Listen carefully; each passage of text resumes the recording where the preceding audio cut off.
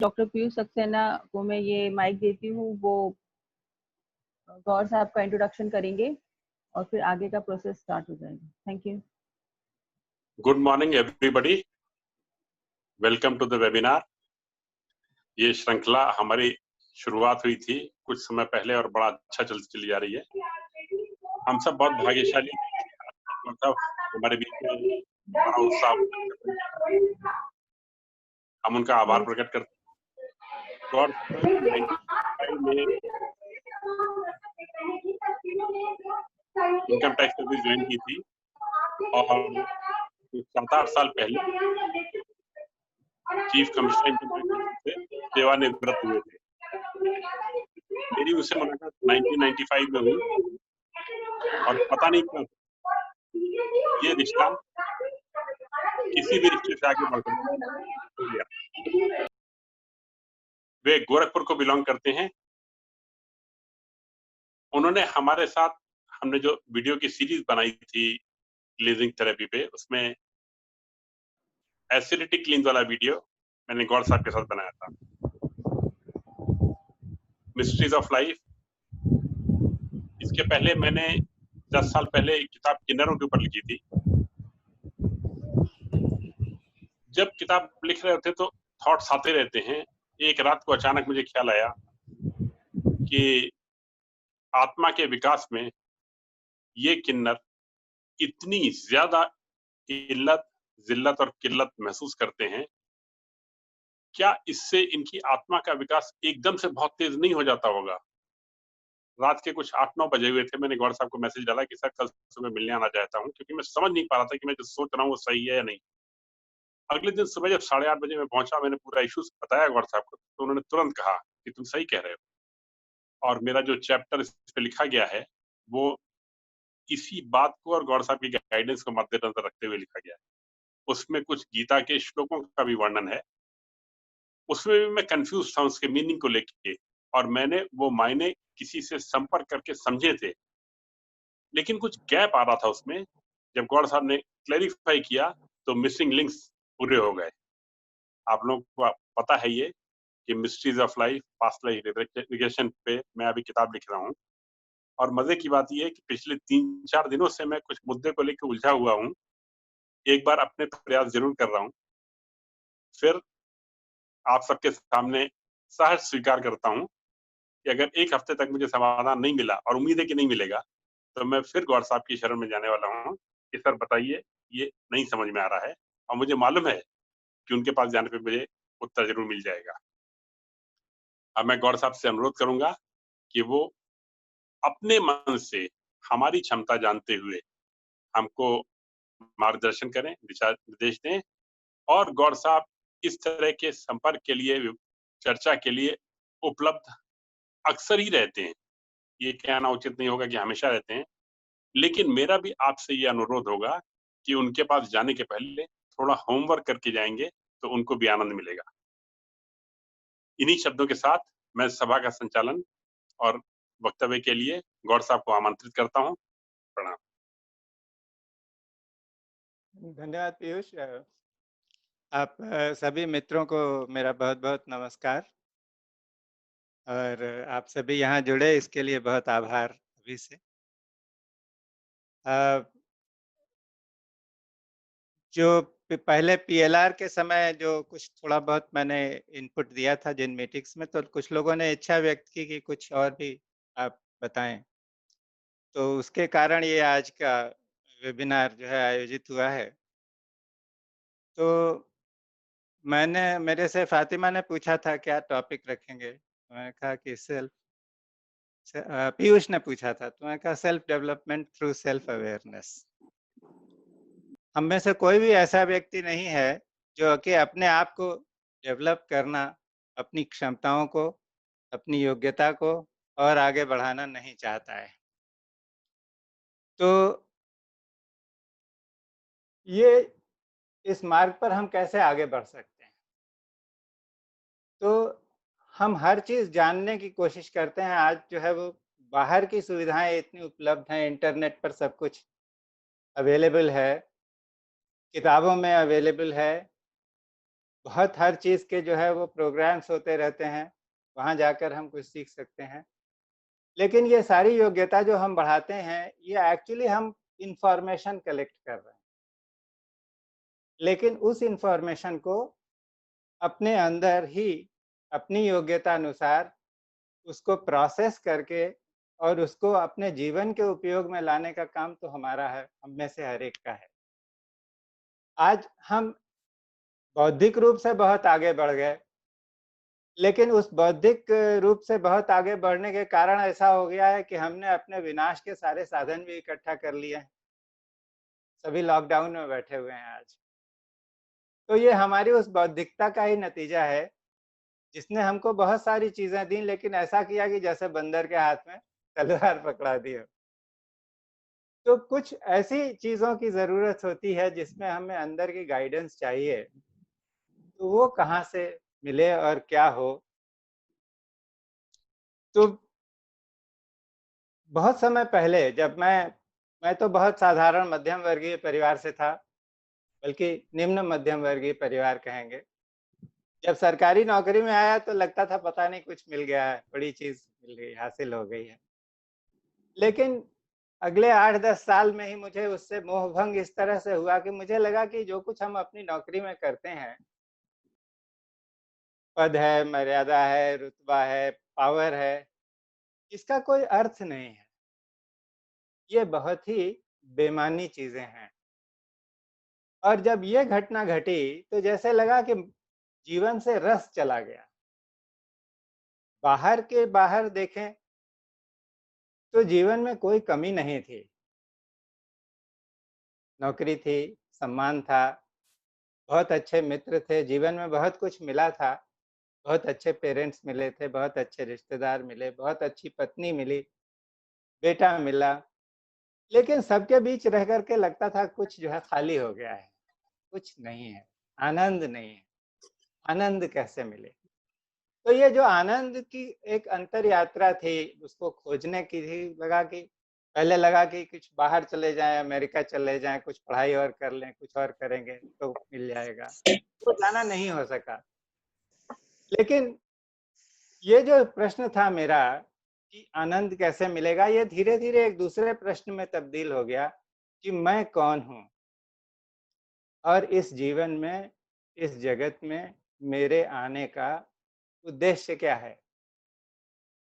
और ये प्रश्न ही जो है धीरे-धीरे एक के बाद एक बहुत सारी जगहों पर ले गया, बहुत सारी यात्रा अंतर की, और सबसे बड़ी चीज़ ये हुई कि अंतर यात्रा में ले गया। अपने अंतर में की तलाश में ये ले गया कि मैं कौन हूँ? तो उसी के बारे में मैं कुछ चीज़ें आपसे आज बाँटना चाहता हूँ। हम आपसे पूछें, अभी हम वेबिनार में हैं, सामने होते तो आप तुरंत जवाब दे सकते थे। हम आपसे पूछें कौन है? तो कोई कहेगा मैं पुरुष हूँ, कोई कहेगा मैं महिला हूँ, कोई कुछ बोलेगा, कोई कहेगा मैं ये फलाँ व्यवसायी हूँ, मैं फलाँ नौकर हूँ, मैं फलाँ मालिक हूँ, मैं पुरुष हूँ, मैं स्त्री हूँ। कोई कहेगा मैं अपना शरीर हूँ, कोई कहेगा कि मैं तो, अब यहाँ बहुत से लोग पीएलआर वाले हैं कि मैं तो पीएलआर का फैसिलिटेटर हूँ। लेकिन हम जो कुछ समझते हैं कि हम हैं, वो वास्तव में हम हैं नहीं, क्योंकि वो हमारी पूरी पहचान नहीं है। हम सभी यहाँ पर वयस्क लोग हैं, कभी पढ़ते रहे होंगे, कोई हमसे पूछता तुम कौन हो? तो हम कहते थे हम विद्यार्थी हैं। क्या हम विद्यार्थी नहीं हैं? लेकिन आप में से कुछ लोग हो सकता है कि आज शिक्षक हों, या जैसे मैं इस वक़्त इस वेबिनार में एक शिक्षक की भूमिका अदा कर रहा हूँ, तो मैं कहूँगा मैं शिक्षक हूँ। आप कहेंगे मैं विद्यार्थी हूँ। लेकिन अगर आप ही मुझे कुछ सिखाने लग जाएँ तो आप शिक्षक हो जाएँगे, मैं विद्यार्थी हो जाऊँ। हम अपने बच्चों के सामने माँ-बाप हो जाते हैं, लेकिन अपने माँ-बाप सामने पड़ जाएँ तो उनके सामने हम बच्चे हो जाते हैं। तो जो कुछ भी हम सोचते हैं कि हम हैं, वो हमारी एक परमानेंट पहचान नहीं है। हम सब कुछ बदल सकते हैं और सब कुछ बदल रहा है हमारे जाने या अनजाने। जब हम नौकरी करते थे तो हम सबको बोलते थे मैं इनकम टैक्स मैन हूँ। अभी तो रिटायरमेंट हो गए, इतने साल हो गए, कोई पूछेगा तो रिटायर्ड हूँ। ये जो पहचान है ये हमेशा बदलती है और बदलती रहेगी। लेकिन यह भी सत्य है कि हमारे भीतर कोई ऐसा है जो कभी बदला नहीं। वो कौन है? किसके साथ ये घर, ये जो शरीर है, ये हम शेयर करते आ रहे हैं और करते चले जाएंगे। लेकिन हमने कभी जानने की कोशिश नहीं की कि हमारे घर में जो रह रहा है वो कौन है, उसकी पहचान क्या है, क्योंकि उसको हम हमेशा बाहर की पहचानों से जानते रहे। तो अभी अपने नित्य के जीवन को देखें तो जैसे इस वक्त हम सभी जो है वो जागृत अवस्था में हैं, और जो जागृत अवस्था है, वेकिंग स्टेट है, ये कैसे डिटरमिन होती है, कैसे जानी जाती है कि हमारी इंद्रियां भी हैं, काम कर रही हैं, और हमारा मन और बुद्धि विवेक ये भी जागृत हैं, काम कर रहे हैं। तो इंद्रियां हैं, इसलिए जो कुछ मैं बोल रहा हूँ वो आपको सुनाई दे रहा है। बुद्धि और विवेक आपका जागृत है, इसलिए जो कुछ मैं बोल रहा हूँ उसको वो अपने हिसाब से, अपने ज्ञान के आधार पर, अपनी इंफॉर्मेशन के आधार पर उसको इंटरप्रेट कर रहा है, उसकी विवेचना कर रहा है। तो यदि जो कुछ मैं बोल रहा हूँ वो आपको बहुत अच्छा लगे और कल को पीयूष सक्सेना जी बोले भाई गौड़ साहब का वेबिनार है, तो आप तुरंत कहेंगे हाँ मैं ज्वाइन करता हूँ। और अगर आपको मेरी बात अच्छी नहीं लगी तो पीयूष सक्सेना जी कितने भी मैसेज भेजते रहे, कोई वेबिनार है, गौड़ साहब आने वाले हैं, आप उसको देखकर भी अनदेखा कर। मैं वही हूँ, मेरी बात वही है, लेकिन हर एक व्यक्ति अपने अपने ढंग से उसको समझता है, इस कारण उसका व्यवहार, उसका आचरण, उसका रेस्पॉन्स अलग हो जाएगा। तो जो जागृत अवस्था है इसमें यही चल रहा है, हमारी इंद्रियां और हमारा मन और बुद्धि का उपकरण, ये दोनों अलग अलग काम कर रहे हैं। इंद्रियां बाहर के बहुत सारे इनपुट्स अंदर दे रही हैं और वो सब उसको इंटरप्रेट कर रहे हैं, उसी के हिसाब से हमारा इस पूरे दिन का या दिनचर्या बन रही है, उसका अनुभव बन रहा है। और चूंकि इंद्रियों की एक खास बात है कि उनको स्वाद पसंद है, तो जो जिह्वा है वो अच्छी चीज का ही स्वाद मांगती है, जो नाक है वो अच्छी सुगंध चाहती है, जो ये हाथ है, स्किन है, इसको अच्छा स्पर्श चाहिए, मन को अच्छी लगने वाली बातें चाहिए। तो हम अपने हिसाब से पूरा जीवन इस तलाश में लगा देते हैं कि हम क्या चीज अच्छा पा सकें। लेकिन किसी भी दिन सब कुछ अच्छा घटे तो भी एक समय ऐसा आता है जब हमारी इंद्रियां जो हैं उनकी प्यास, अब उनको प्यास बुझाने से मतलब नहीं रहता, वो बाहर देखना नहीं चाहते, अंतर्मुखी होने लगती हैं। और वो समय होता है जब हम जाकर बिस्तर पर लेट जाते हैं, अब आंख बाहर देखना नहीं चाहती तो आंख बंद हो जाती, बाहर का दृश्य पटाक्षेप हो जाता है उसका। कान है, जागृत हैं, लेकिन सुनना नहीं चाहते हैं, तो बाहर का शब्द सुनाई नहीं देता, नाक में कोई सुगंध नहीं आती, और ये जो चमड़ी है ये भी सो जाती है, तो बाहर का कोई भी स्पर्श का अनुभव होता नहीं। तो धीरे धीरे ये जो बहिर्जगत है जिसको हम इंद्रियों के माध्यम से जानते हैं, ये खो जाता है। मन और बुद्धि थोड़ी देर फिर भी जगे हुए हैं, तो हम जागृत अवस्था से ऐसी अवस्था में चले जाते हैं जो मन की दुनिया है। वहां मन जो हमको दिखाना चाहता है वही देखते हैं, और उसको हम जानते हैं कि ये स्वप्न है। तो स्वप्न की क्या खास बात है कि अक्सर ऐसा होता है जो बहिर्जगत में हमारे साथ हो रहा है उसके बारे में ही हम देखते हैं, और कभी कभी उसके बाहर का भी देखते हैं। स्वप्न की सबसे बड़ी बात यह है, जब तक स्वप्न घटित हो रहा है, जब तक स्वप्न घटित हो रहा है तब तक हमको वो सच लगता है। तो यदि हम स्वप्न में देखते हैं कि हम किसी एक्सीडेंट में इन्वॉल्व हो गए, चोट लग गई, तो हम एकदम घबरा जाते हैं नींद में ही, और जब आंख खुलती है झटके से तो हम देखते हैं कि हमारा दिल एकदम धड़-धड़ धड़-धड़ कर रहा है, शरीर में पसीना छूट गया है। ये सब कुछ ऐसा ही है जैसे बाहर वाकई एक्सीडेंट हो जाए तो जो हमारे साथ घटित होगा वही होता है। लेकिन जब आंख खुल जाती है तो पता लगता है कि ये तो हम स्वप्न देख रहे थे, ये अनुभव तो रहा नहीं। लेकिन स्वप्न इतना पावरफुल है कि जब तक वो स्वप्न में रहते हैं तब तक वो उसी तरह हमको प्रभावित करता है, हमारे मन को और हमारे शरीर को, जैसे कि वास्तविक जगत में या जगते हुए हम कुछ देखते हैं। रोज हम उससे भी परे कहीं जाते हैं तो एक स्थिति ऐसी आती है कि जो मन जगा हुआ है, जो स्वप्न दिखा रहा है, वो भी सो गया। अब मन भी सो गया तो क्या हुआ? कुछ नहीं है, कोई अनुभव नहीं है। ये ऐसे ही है जैसे कि हम कोई ऐसी फिल्म देखें जिसके हर एक फ्रेम जो है वो ब्लैक हो। जो फिल्म है उसकी रील में आप देखेंगे तो उसके अलग-अलग फोटोग्राफ्स होते हैं जो चलते हैं तेजी से तो हमें फिल्म दिखाई देती है। लेकिन ये ऐसी फिल्म है जिसका हर फ्रेम काला है, अंधेरा है, वहाँ कुछ दिखता नहीं, कोई अनुभव नहीं है। हम यह भी नहीं जानते कि हम हैं कि नहीं हैं, क्योंकि मन सो गया, मन भी सोया हुआ है। और फिर हम एक समय ऐसा आता है कि उस स्थिति से वापस आते हैं, धीरे-धीरे हमारी चेतना आने लगती है और हम फिर से जागृत अवस्था में आ जाते हैं।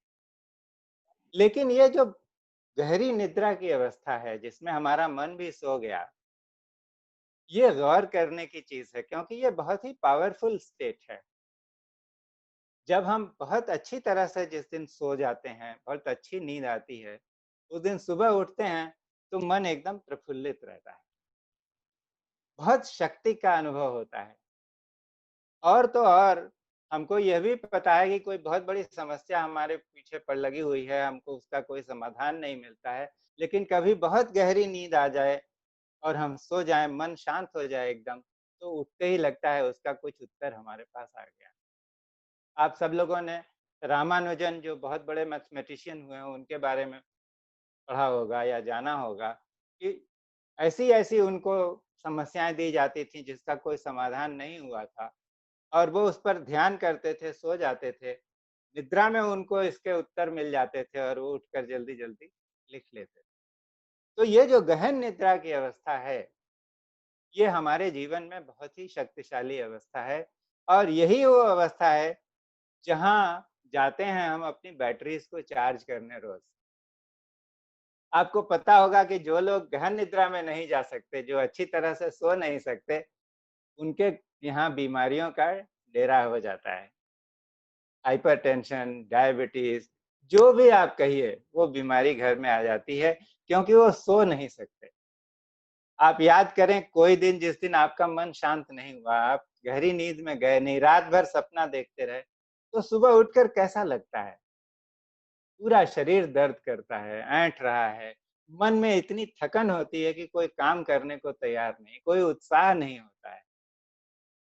तो इसलिए जो गहन निद्रा की अवस्था है, वो बहुत अच्छी है, अपने अंदर ही हम रोज़ जा रहे हैं, उसको जानना बहुत आवश्यक है। हमारे शास्त्रों में ऐसा कहा गया है कि जो गहन निद्रा की अवस्था है, जिसमें कि हमारी इंद्रियाँ और मन दोनों ही सो गए, उसके आगे भी एक अवस्था है, जिसको हम कहते हैं तुरीयावस्था। और ये अवस्था हमारी तीनों अवस्थाओं जागृत, स्वप्न और सुषुप्ति जो गहन निद्रा है, ये तीनों में ही शामिल है, लेकिन हम उसको जानते नहीं हैं।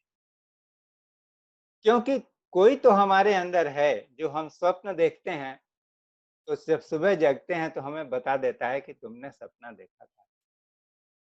कोई तो हमारे अंदर है, जो कि हम गहरी निद्रा में जब सोते हैं, तो हमारे शरीर के सारे तंत्र को चालू रखता है।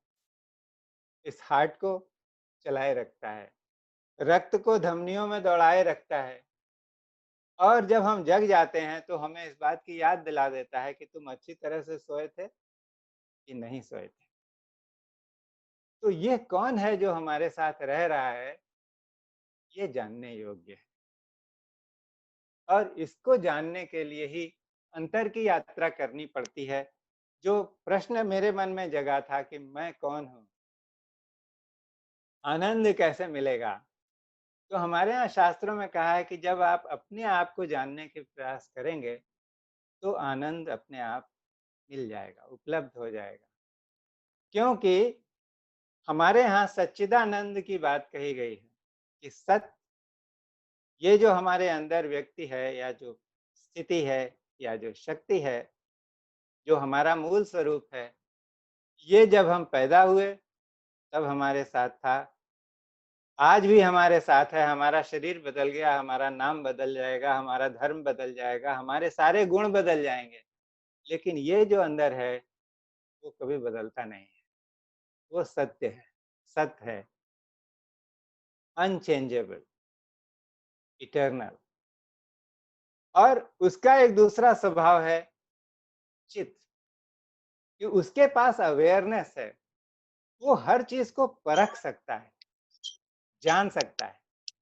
और यदि हम उसके करीब जाएंगे तो सत और चित्त में प्रतिष्ठित होने के बाद आनंद अपने आप ही जनरेट हो जाता है, स्वयं आ जाता है। तो ये एक आनंद की स्थिति प्राप्त होने लगती है। जो अवसाद है, जो हमारी भाग दौड़ है, जो हमारा श्रम है, हम सभी संसार में जो कुछ श्रम करते हैं उससे थक जाते हैं, और सबका विश्रांति स्थल हमारे अंतर में ही है, उसे जानना बहुत आवश्यक है। तो ये कैसे जानेंगे, क्या करेंगे? अपने आप का अनुसंधान करना पड़ेगा, कैसे करेंगे? और ये बड़ी आश्चर्य की बात है कि हम समझते हैं कि हमारी आंखें देखती हैं, लेकिन असली में आप देखिए तो आंख देखती नहीं है, क्योंकि आंख वही चीज देखती है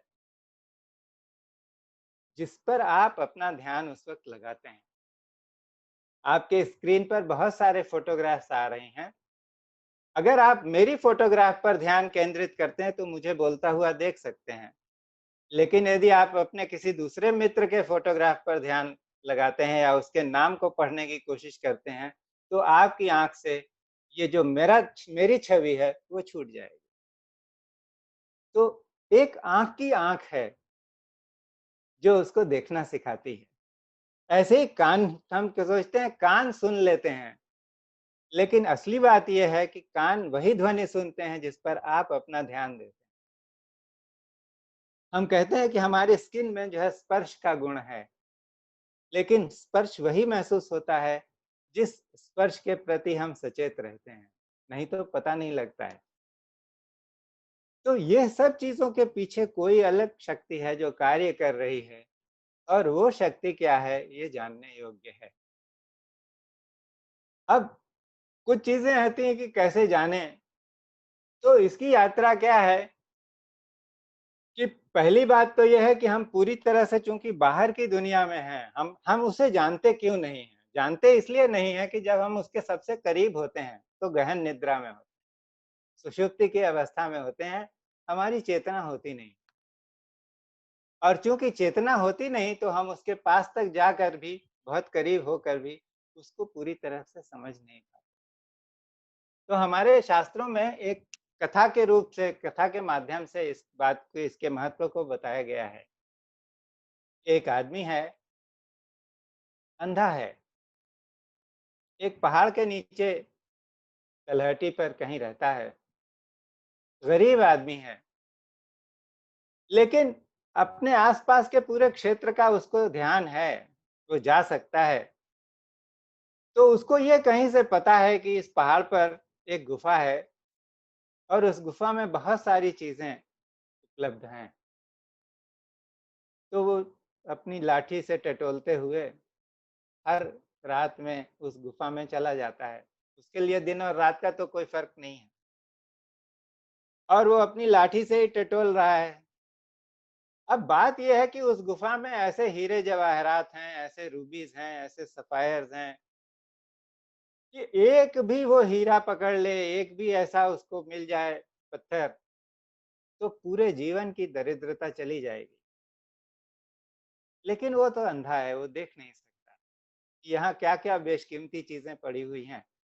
वो टटोलता है तो तांबे के सिक्के पड़े हुए हैं, वो ठन ठन करके बजते हैं, वो कुछ सिक्के उठा लेता है, ये कुछ मेटेलिक है, इसको ले लेते हैं, और सिक्के उठा करके वो अपने घर नीचे आ जाता है। तांबे के सिक्के हैं, दिन भर में खर्च हो जाते हैं, फिर रात में जाता है वहां उसी तलाश में, कुछ तांबे के सिक्के लेकर वापस चला आता है। तो ये जो अंधे व्यक्ति की यात्रा है, ये हम सब लोगों की अपनी यात्रा है, क्योंकि हम अपने मूल स्वरूप को पहचानते नहीं हैं। वहां कितनी शक्ति है, कितना प्रकाश है, कैसी योग्यता है, कितनी सामर्थ्य है, उससे पूरी तरह वाकिफ नहीं है। तो वहां तक जाते जरूर हैं, हर रोज रात में गहरी निद्रा में उसके बिल्कुल पास में होते हैं, लेकिन उससे परिचय नहीं हो पाता, पता नहीं चलता है।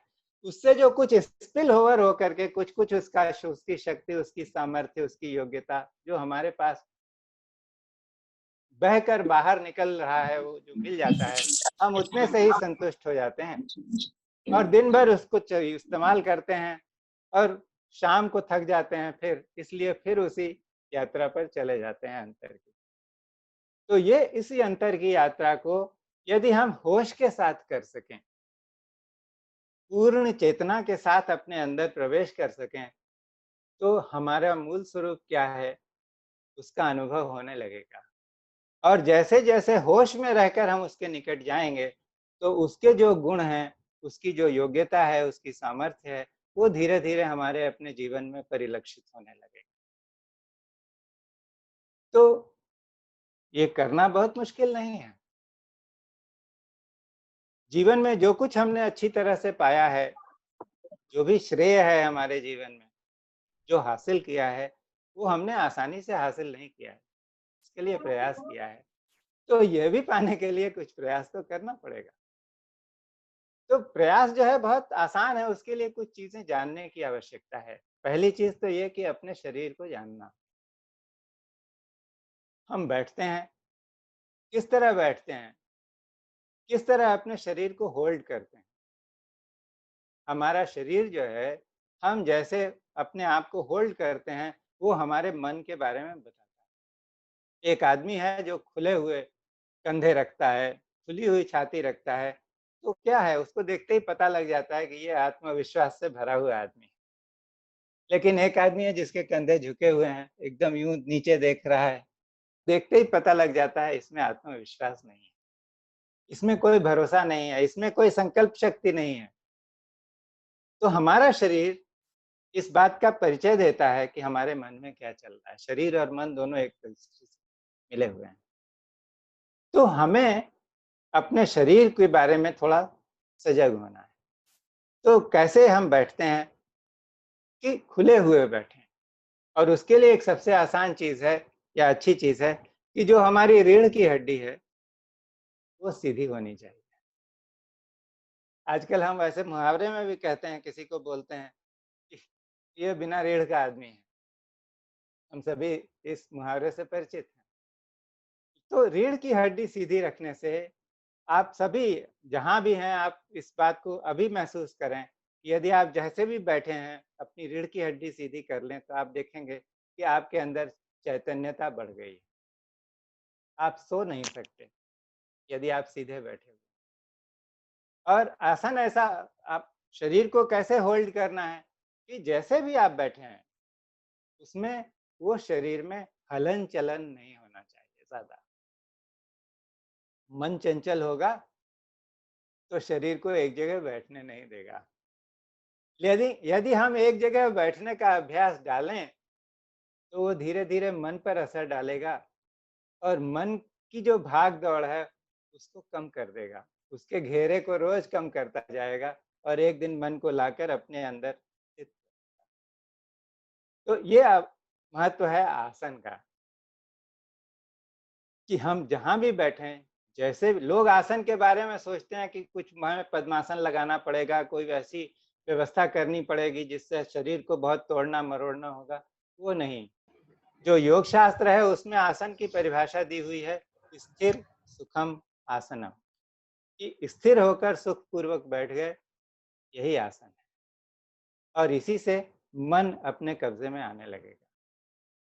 दूसरी चीज है प्राणों पर संयम। तो प्राण पर संयम, आजकल बहुत सारे प्राणायाम लोग करते हैं, ब्रीदिंग एक्सरसाइज करते हैं। तो ये जानने की आवश्यकता है कि हमारी जो श्वास प्रश्वास है, ब्रेथ है, उससे एक बहुत महत्वपूर्ण चीज जुड़ी हुई है, प्राण।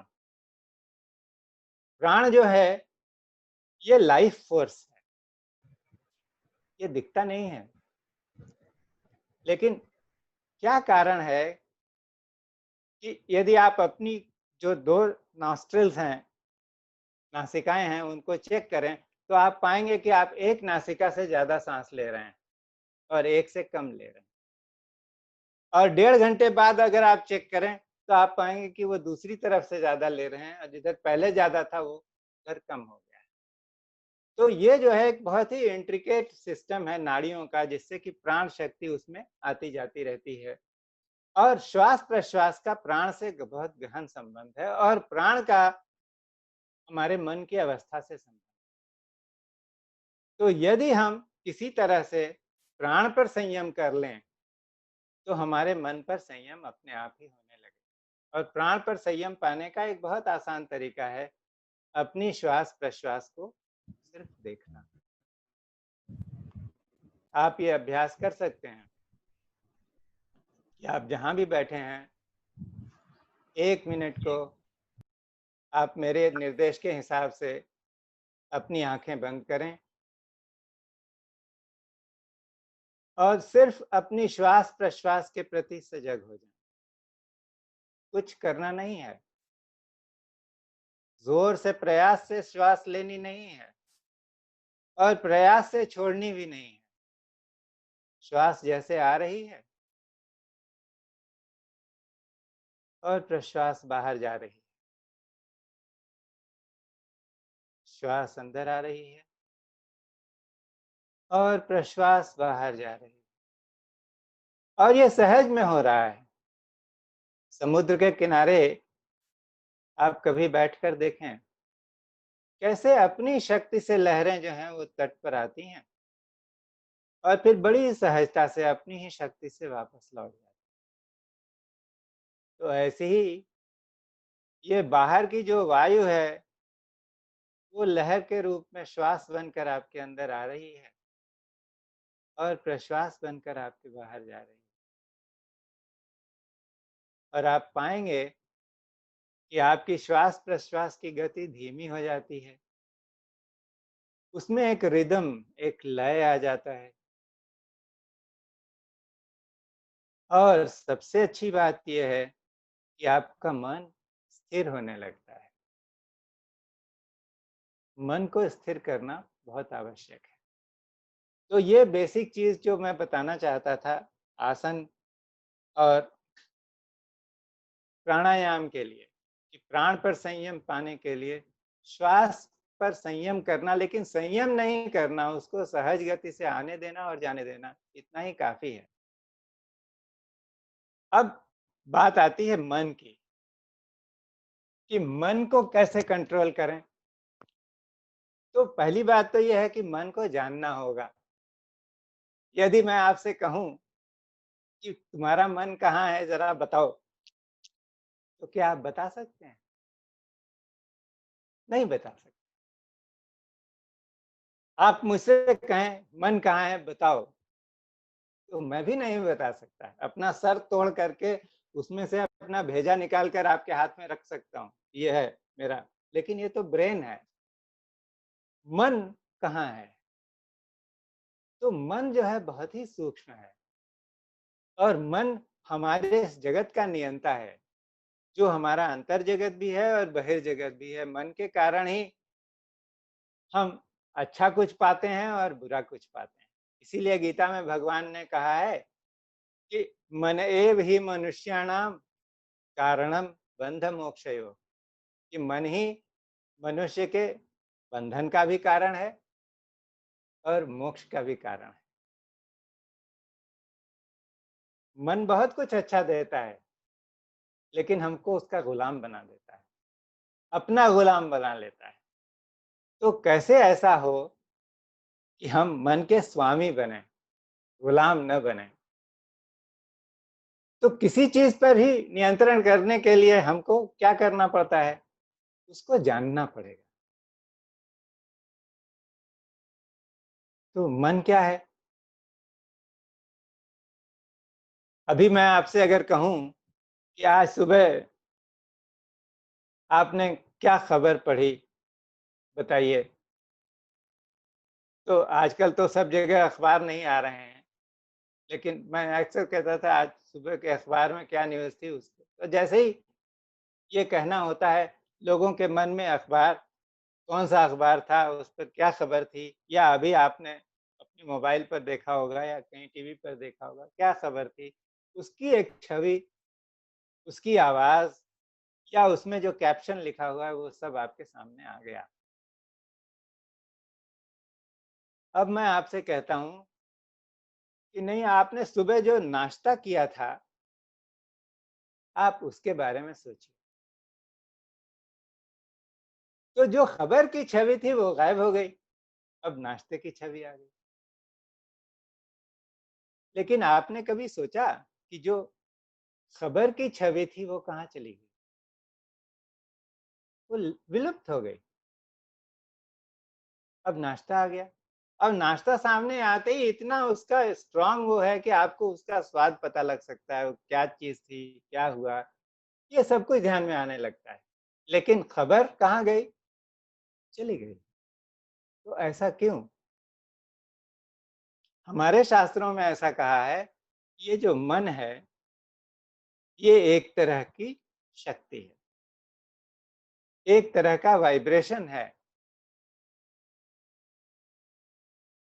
अपनी पूजा पर आप अगरबत्ती लगाते हैं, जब अगरबत्ती जल रही है तो उसका धुआं निकल कर ऊपर जा रहा है। अब उस धुएं के आप फोटो ले सकते हैं, लेकिन 2 मिनट बाद आप देखें वो धुआं कहाँ गया? विलीन हो गया। उसकी फोटो आपके पास रह जाएगी सनद की तरह से, लेकिन धुआं कहाँ गया पता नहीं। तो ये जो मन में जो विचार उठ रहे हैं, जो छवियां उठ रही हैं, वो जब उठती हैं तब एकदम सत्य दिखाई देती है। हम उनको ही सत्य जानते हैं, लेकिन जब वो विलीन हो जाती हैं तो रहती नहीं। एक छलावा है जो चला गया। तो अक्सर हमारा बंधन इस कारण से है कि मन में जो कुछ होता है हम उसको ही सच मानते हैं। ये नहीं जानते ये एक छलावा है। आसमान है, उसमें तरह तरह के बादल आते हैं। किसी दिन बड़े सफेद सफेद रुई के फाहे जैसे बादल होते हैं और किसी दिन बड़े डरावने काले घनघोर बादल होते हैं। लेकिन आसमान तो आसमान ही रहता है, उसके पास कोई भी बादल आए वो चला जाएगा, वो अनअफेक्टेड रहता है। लेकिन हम चूंकि उस बादल को ही सत्य मान रहे हैं, हमारे इस मुक्ताकाश में बहुत सारे बादल आते हैं विचारों के, क्योंकि हम उनको सत्य मान रहे हैं, इसलिए उनसे फंस जाते हैं। ये बात ध्यान देने की। दूसरी एक बात यह है कि मन जो है उसको इसलिए जानना आवश्यक है क्योंकि मन बहुत क्रिएटिव है। तो अक्सर मन ऐसी ऐसी चीजें गढ़ लेगा जिनका वास्तविकता से कुछ लेन देन नहीं है, लेकिन मन उन परिस्थितियों को गढ़ करके आपको उसके बीच में बिठा देगा और आपको जगत का वही अनुभव कराएगा जो परिस्थितियां वो आपको दिखाना चाहता है। एक बहुत मेरी प्रिय कहानी है मुल्ला नासरुद्दीन की। आप सबने मुल्ला नासरुद्दीन के बारे में सुना होगा या पढ़ा होगा। तो हमारे बम्बई की लोकल में मुल्ला नासरुद्दीन जा रहे थे और एक लड़का आया, उसने पूछा कि मुल्ला जी आपकी घड़ी में वक्त क्या हुआ है? तो मुल्ला ने घड़ी लगा रखी थी, देखा भी उसमें वक्त, लेकिन उसको बताया नहीं, उसको धक्का मारा और कहा, परे हट, हट। अब उस लड़के को बड़ा क्रोध आया कि ये बुढ़ऊ हमारे साथ इस तरह से कैसा व्यवहार कर रहे हैं। तो थोड़ी देर तो उसने बर्दाश्त किया, फिर उसका गुस्सा उबाल पर आ गया। उसने मुल्ला जी की शेरवानी पकड़ ली कॉलर और बोला कि ऐसे ही तुम बात करते हो, ये तुम्हारी तमीज है? तो मुल्ला जी थोड़ा शांत हो गए। उन्होंने कहा, बेटा ऐसा है कि तुम ये जानना चाहते हो कि मैंने तुमको क्यों बोला कि परे हट? तो उसने कहा, हाँ, मुझे जानना है। तो उन्होंने कहा, मैं बताता हूँ। उन्होंने कहा, देखो बात ऐसी है कि इतना आसान नहीं है तुमको समय बता देना, क्योंकि मैं तुमको समय बता दूंगा तो हमारी जान पहचान हो जाएगी। मैं तुमसे तुम्हारा नाम पूछूंगा, तुम मुझसे मेरा नाम पूछोगे, हम दोनों बातें करने लगेंगे और बातों बातों में तुमको पता लग जाएगा कि मैं तो अभी 3 स्टेशन छोड़ करके ही रहता हूँ और तुम शायद मेरे घर आने की बात कर लो और मैं ना नहीं कर सकूं, तो मैं तुमको घर ले आऊंगा, तो तुम मेरी बेटी को मिलोगे जो कि बहुत सुंदर है और माशाअल्लाह तुम भी बहुत खूबसूरत नौजवान हो। तो जब तक तुम्हारी ये पहली मुलाकात खत्म हो तब तक तो तुम दोनों एक दूसरे का हाथ मांगने लगोगे। अब बात यह है कि मैं अपनी बेटी का हाथ तुम्हारे जैसे नौजवान के हाथ में कैसे दे दूं जिसके पास अपनी एक घड़ी भी नहीं है। तो बात यह है कि उसने सवाल पूछा था कि घड़ी में समय क्या हुआ है। मुल्ला जी ने 25वां स्टेप आगे जाकर के सोच लिया, ऐसा हो जाएगा, मुझे तो अपनी बेटी देनी पड़ेगी इस नौजवान को जिसके पास घड़ी नहीं। और उनका रेस्पॉन्स उस हिसाब से आया। तो ऐसे ही हमारा मन, अगर हम सभी ध्यान से देखें तो इस जगत में बहुत सारी ऐसी चीजें हमको करके बताता है जिसका वास्तविकता से कुछ लेना देना नहीं है, वो सिर्फ हमारे इमेजिनेशन में है और हमारा रेस्पॉन्स उस हिसाब से होता है। तो जो हम जगत का अनुभव आज पा रहे हैं ये वास्तव में जगत की वास्तविकता का अनुभव नहीं है। हमारा मन हमें जो अनुभव दिखाना चाहता है वो अनुभव है।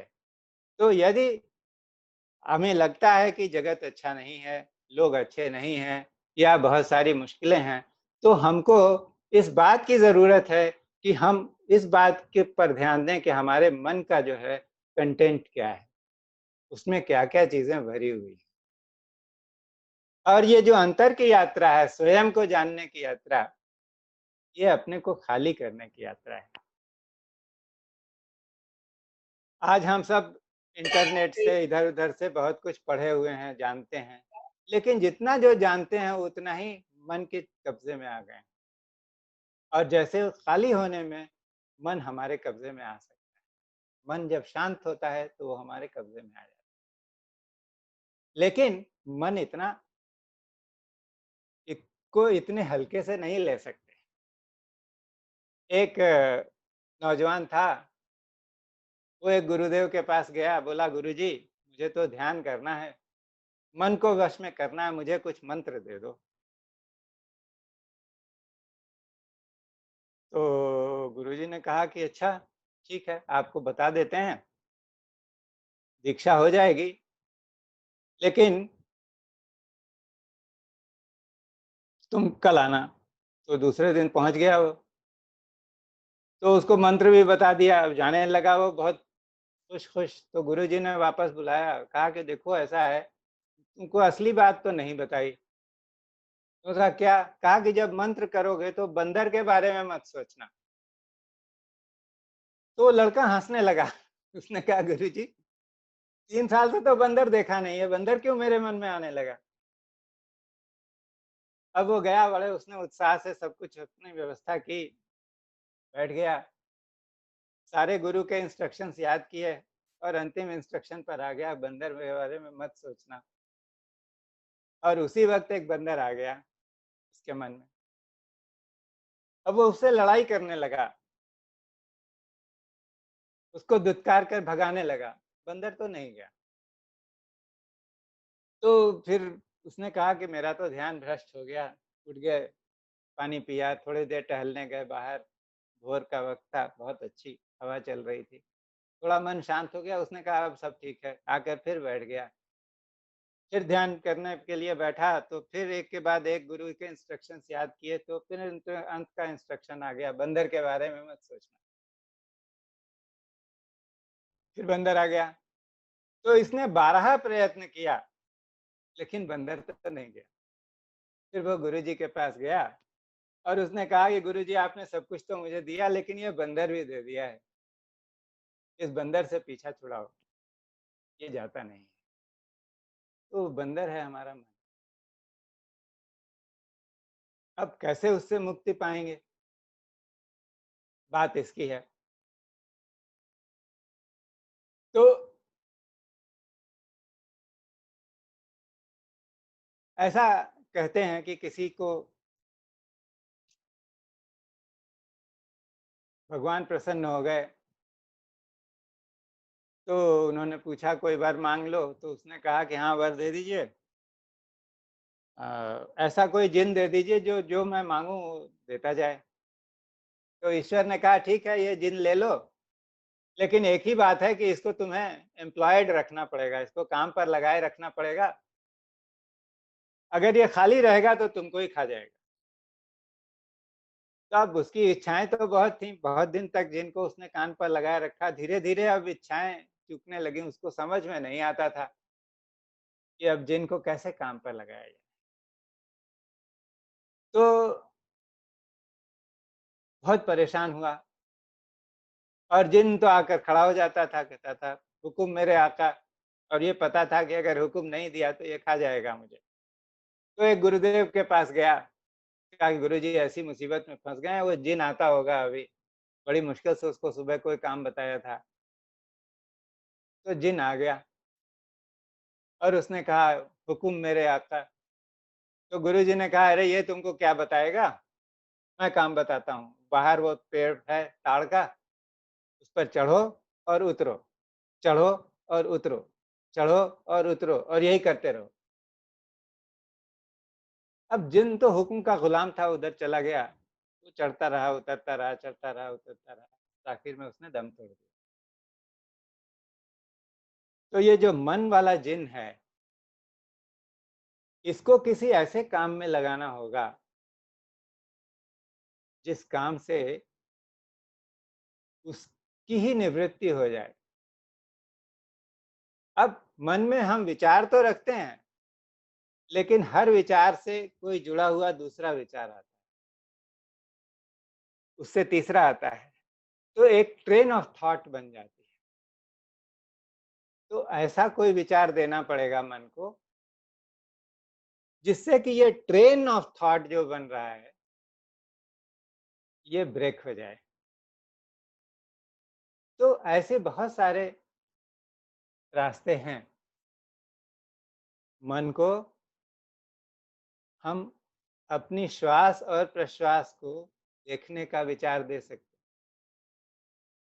चुपचाप बैठकर देख रहे हैं कि श्वास आ रही है और प्रश्वास बाहर जा रही है। ये एक न्यूट्रल थॉट है, इससे किसी दूसरे थॉट का निर्माण नहीं होता।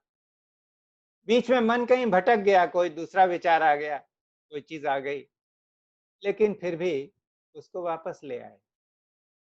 और धीरे धीरे जिस दिन मन पूरी तरह से सक्षम हो जाएगा कि श्वास प्रश्वास को देख सके, तो अपने आप शांत हो जाएगा। ऐसे बहुत सारे विचार हैं या शब्द हैं जिनमें यह शक्ति है कि वो मन को तोड़ देते हैं, शांत कर देते हैं। तो हमने बहुत सारे विचार अपने मन में भर रखे हैं, जो कचरे वाले विचार हैं, जिनसे हमारा मन उद्विग्न रहता है। तो ऐसा विचार मन को देने का जो कि मन को ही शांत कर दे, और वो है मंत्र। मंत्र की व्याख्या जो हमारे यहाँ शास्त्रों में की गई है, वो कहते हैं मननात् त्रायते यस्मात् तस्मात् मंत्र प्रकीर्तितः। कि जिसका मनन करने से, जिसका चिंतन करने से हमारी रक्षा होती है, उसे हम मंत्र कहते हैं। तो मंत्र का चिंतन करने से हमारे अपने मन के कुविचारों से या उस मन की उद्विग्नता से हमारी रक्षा होती है। और मंत्र के पीछे एक रहस्य यह है मंत्र हम अपने से भी ले सकते हैं, लेकिन ऐसा जो कोई सद्गुरु से मंत्र मिले तो वो उसकी पूर्णता के साथ मिलता है और वो ज़्यादा प्रभावी होता है।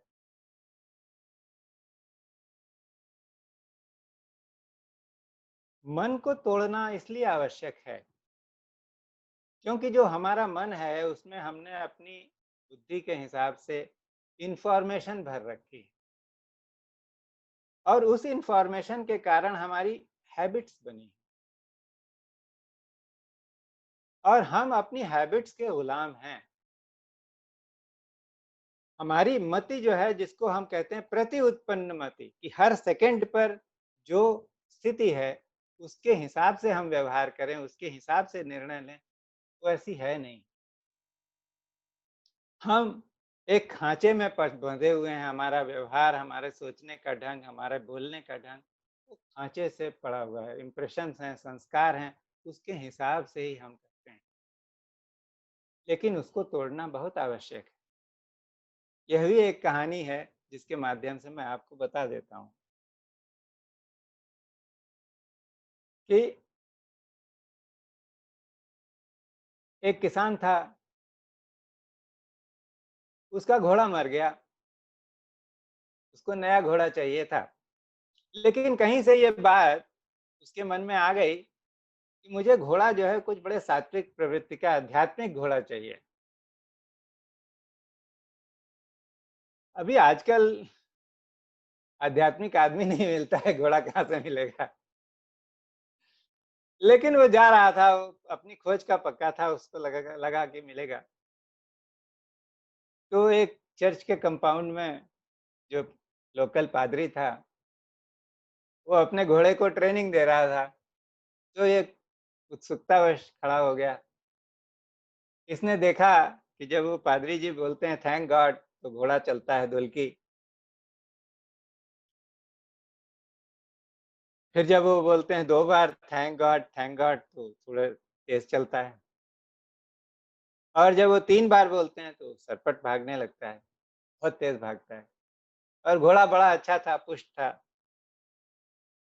तो उसको पसंद आ गया, उसने कहा ये तो भगवान के नाम से ही चलता फिरता है, मैं ये ले लेता हूँ।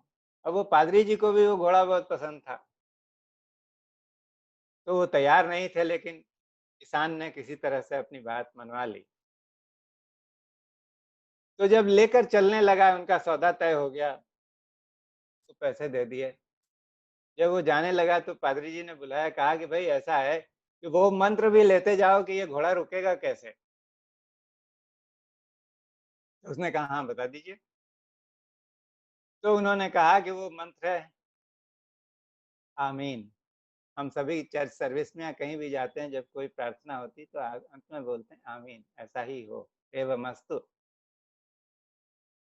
तो किसान ने उनको धन्यवाद दिया, चला गया। अब एक दिन फिर उसने ट्राई किया कि आज घोड़े को ट्राई करते हैं, बैठा, थैंक गॉड बोला, वो चला।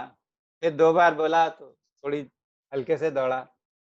फिर वो 3 बार बोला तो घोड़ा तो बहुत तेज था, उसने सरपट भागने लगा और देखते देखते एक पूरी जो है वो घाटी उसने कवर कर लिया और एक पहाड़ी पर चढ़ने लगा। अब वो किसान को ये पता था कि ये पहाड़ी की चोटी पर जाकर ये तो एक रिज है और उसके बाद तो 200 फीट की खाई है। अब वो हबड़-तबड़ में ये भूल गया कि इसको रोकना कैसे है। और उसको जब याद आया तो बिल्कुल घोड़ा जो है वहाँ चोटी पर था और वो नीचे छलांग मारने वाला ही था, तब तक इसने बोला आमेन और घोड़ा रुक गया। अब घोड़ा रुक गया, जान बच गई। किसान बहुत खुश हुआ और उसने ऊपर आसमान की तरफ देखा, दोनों हाथ उठाए और बोला वही जो आप लोग हंस रहे होंगे, थैंक गॉड। और उसने दूसरा कदम लिया और सवार और घोड़ा दोनों जो है खाई में चले गए। तो ये मन की प्रवृत्ति है कि अपनी आदतों से, अपने संस्कार के ढांचे से मन ऐसा बंधा हुआ है कि जान पर भी आ जाए तो भी वो करेगा वही जिसकी उसको आदत है। इसलिए मन को तोड़ना, ताकि वो पूरी तरह से प्रेजेंट मोमेंट में जी सके, ये बहुत आवश्यक है। आई थिंक जो मेरे को समय दिया गया था वो करीब करीब पूरा हो गया। तो अब मैं पीयूष जी से चाहूंगा कि क्या पीयूष अभी बंद करें या एक छोटा सा 5 मिनट का ध्यान कराएं लोगों को। डॉक्टर पीयूष सक्सेना, आप लोगों की क्या इच्छा है बताइए। फातिमा जी, हेलो। सर ध्यान कराना है। ध्यान कराना है? जी सर जी। अच्छा ठीक है, 10 या मिनट। फातिम, हाँ 10 मिनट। तो आप लोग जहाँ जहाँ कहीं भी हैं और जैसे भी बैठे हैं उसी हिसाब से बैठें। पलथी मारने की जरूरत नहीं है, पांव मोड़ कर बैठने की आवश्यकता नहीं है, क्योंकि कुछ लोगों को जिनकी आयु होगी उनको तकलीफ हो सकती है। तो पांव नीचे रखें। बेहतर ये होगा अगर आपके पांव के नीचे कोई तकिया हो, कारपेट हो, कुछ हो, हाँ थोड़ा ताकि साउंड। पूरी तरह से आप धरती के संपर्क में नहीं हो, वो अच्छा है। और सीधे बैठ जाएं।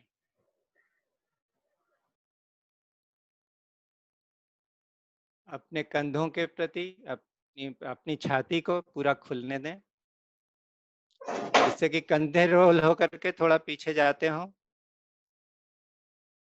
और आप देखेंगे कि रीढ़ की हड्डी अपने आप सीधी हो रही है।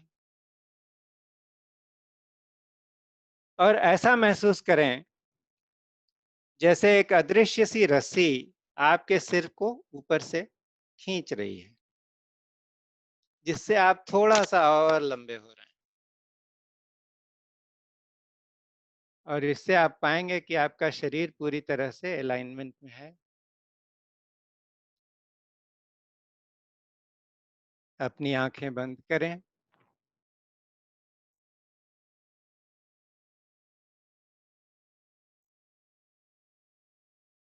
अपने पूरे शरीर के प्रति सचेत हों। बारी बारी से अपने पांव के अंगूठे, तलवे, ankles, calf muscles,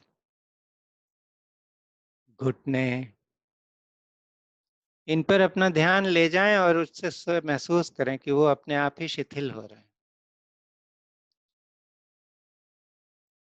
thighs, buttocks, pelvis,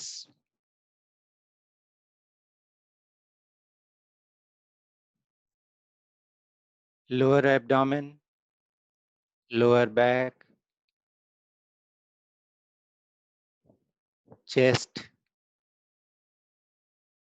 and shoulders,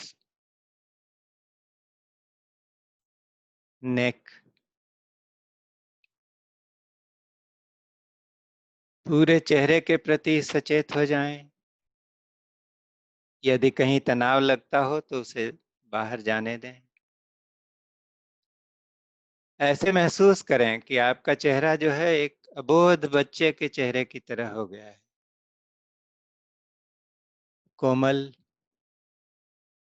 निष्पाप। अपने हाथों को घुटनों पर रखें या हाथों को एक के ऊपर एक रख सकते हैं, हथेलियों को।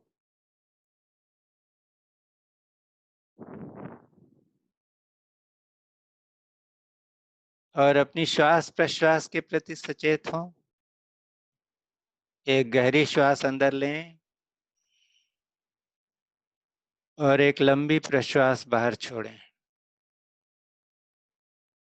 एक बार फिर एक गहरी श्वास अंदर लें और एक लंबी प्रश्वास बाहर छोड़ें। एक और अंतिम बार एक गहरी श्वास अंदर लें और एक लंबी प्रश्वास बाहर छोड़ें।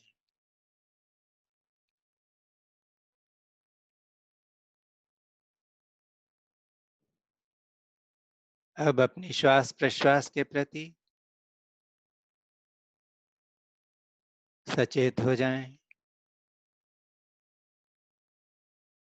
महसूस करें कि जब श्वास अंदर आती है तो कैसे आपकी नासिका के अग्रभाग पर एक हल्की सी ठंडक महसूस होती है, और जब प्रश्वास बाहर जाती है तो वहीं नासिका के अग्रभाग पर हल्की सी गर्मी महसूस होती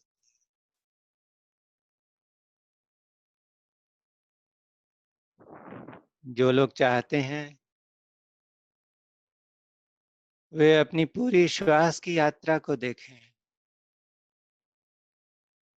नासिका में प्रवेश करके श्वास कहाँ तक जाती है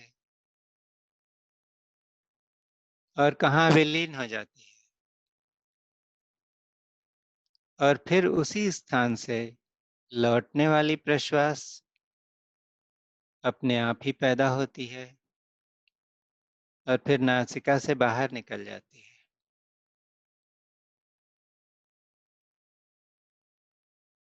जो लोग कर सकते हैं वे श्वास की यात्रा को देखते हुए जो अंदर एक ऐसा बिंदु है जहां पर कि आने वाली श्वास विलीन होती है और जहां से जाने वाली श्वास निकलती है, उसको ढूंढने का प्रयत्न करें। नहीं तो सिर्फ श्वास के प्रति सजगता काफी है। श्वास अंदर आती है, प्रश्वास बाहर जाती है। श्वास अंदर आती है, प्रश्वास बाहर जाती है। श्वास अंदर आती है, प्रश्वास बाहर जाती है। अपनी चेतना को पूरी तरह से श्वास प्रश्वास पर लगा दें।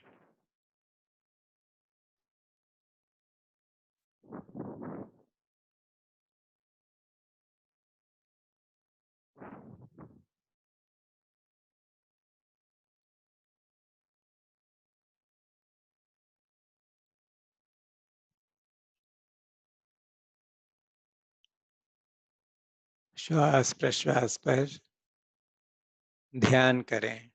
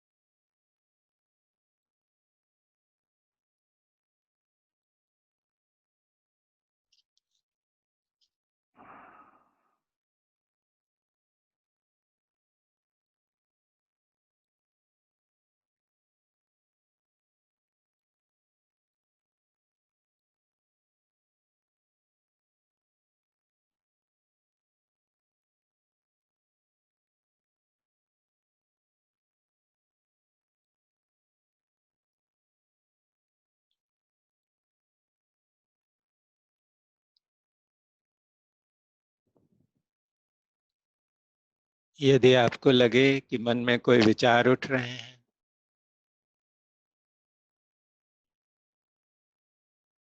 तो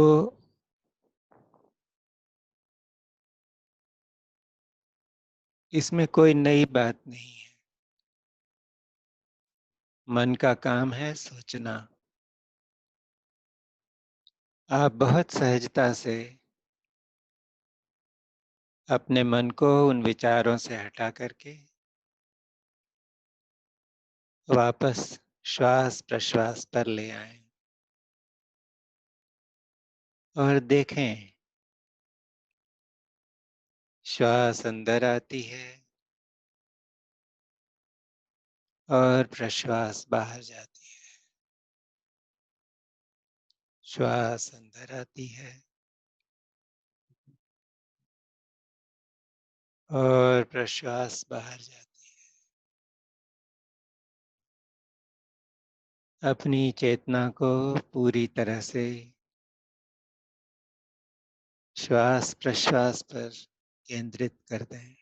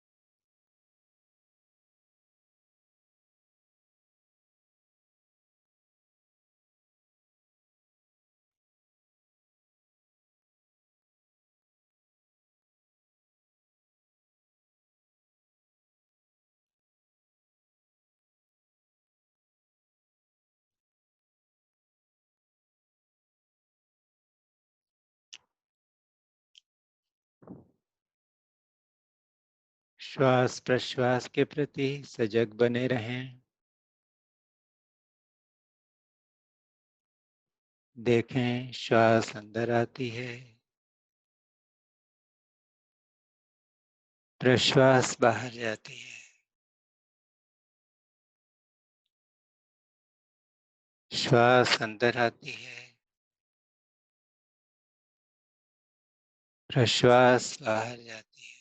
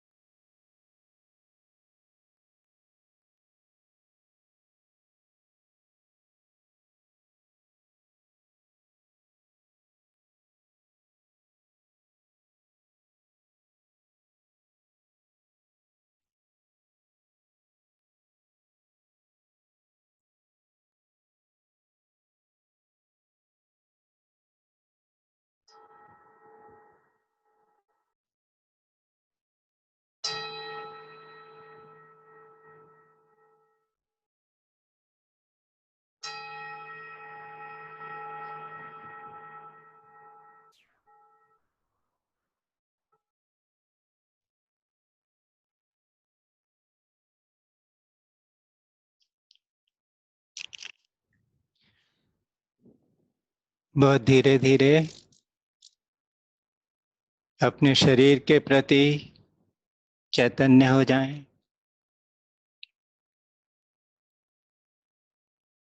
आप जिस कुर्सी पर या जहां भी बैठे हैं, जिस तरह आपके पांव रखे हैं, उनके स्पर्श के प्रति चैतन्य हो जाएं। एक दो गहरी सांसें लें और सांसें छोड़ें।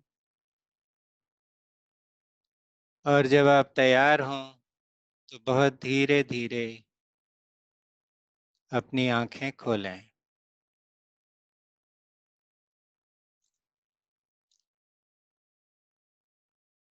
ध्यान से बहुत धीरे धीरे बाहर आना आवश्यक होता है, क्योंकि यदि आप झटके से बाहर आएंगे तो फिर दोबारा अंदर जाने में बाधा होगी।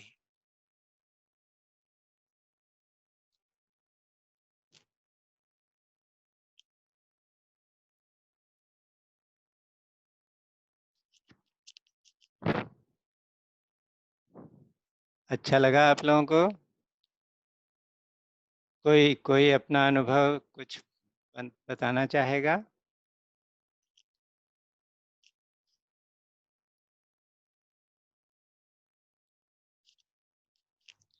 हाँ, संध्या सोनी, हाँ आप अनम्यूट करिए।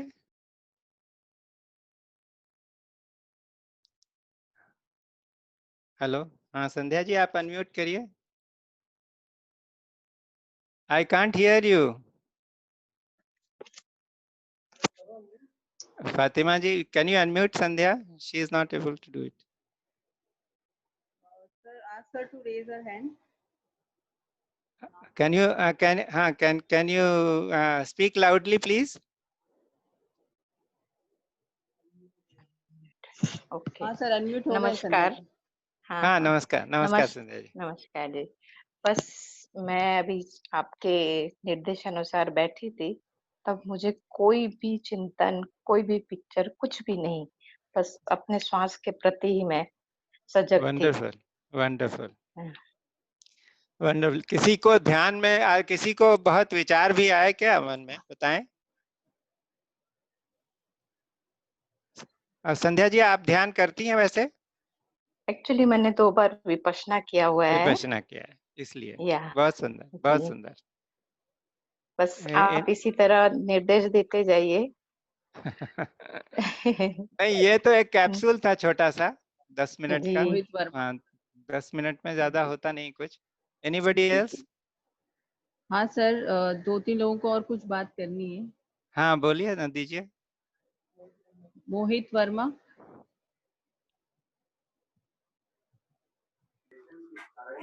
सर गुड हाँ। आफ्टरनून, मोहित बोल रहा हूँ सर, इंदिरापुरम से। हाँ, बोलिए, सर बोलिए। सर मेरा क्वेश्चन है, मैं ध्यान में बैठता हूँ, बहुत अच्छे से मेरा ध्यान लग जाता है, बट जी। I never continue more than 10 minutes. हाँ, पिछले 4 से 5 सालों से मेरे साथ ऐसे ही होता है। मैं जब भी बैठता हूँ, मैं 10 मिनट तक बहुत अच्छे से बैठ सकता हूँ कभी भी, और उसके बाद कंटिन्यू नहीं कर पाता। जैसे लोग तो बोलते हैं वो 10 मिनट जो बैठते हैं उसमें आपको क्या अनुभव होता है? मैं जब ध्यान शुरू करता हूँ अपना, तो मतलब मेडिटेशन पूरा मेडिटेट हो जाता है अपने आप को, मतलब मैं कट ऑफ कर लेता हूँ। देयर इज नो वरी, ना ही मैं अपने पेरेंट्स के बारे में सोचना, मुझे आता ही नहीं है ध्यान, ना बच्चों के, ना वाइफ का, ना लाइफ का, ना वर्क का। मैं प्योर नेचुरल होता हूँ। बट सडनली 10 मिनट्स के बाद मेरा ध्यान नहीं टूटता, बट मेरा दिमाग मतलब सबकॉन्शियस अपने आप ही मेटालिटिक हो जाता है, फिर मैं यहाँ सोचना शुरू कर देता हूँ। नहीं, ऐसा है मोहित, ज्यादा लालची मत बनो। 10 मिनट लग रहा है, अच्छा, वो करते रहो। हाँ सर, वो ऐसा मुझे है वो कि 4 साल से 10 मिनट क्यों अच्छा लग रहा है? नहीं, इसलिए है कि आपके जब अंतरात्मा आपकी जो है, जो वो आपको इससे ज्यादा बैठने नहीं दे रही है, तो हम सभी उस शक्ति के अधीन हैं, और उसको स्वीकार करना पड़ेगा, उससे लड़ाई नहीं कर सकते। सर बिल्कुल ठीक आपने है? सही जवाब दिया हाँ, शायद। और दूसरी चीज ये है कि जो कुछ मिलता है ये बड़े भाग्य से मिलता है। सबको मन की शांति मिलती नहीं है इस तरह से, तो आपको हाँ सर, मिल रहा है तो रियली उसके प्रति ब्लेस्ड फॉर। कृतज्ञता का भाव रखो। ठीक है सर, मैं और थैंकफुल बोलूंगा हमेशा उस हाँ, शक्ति को।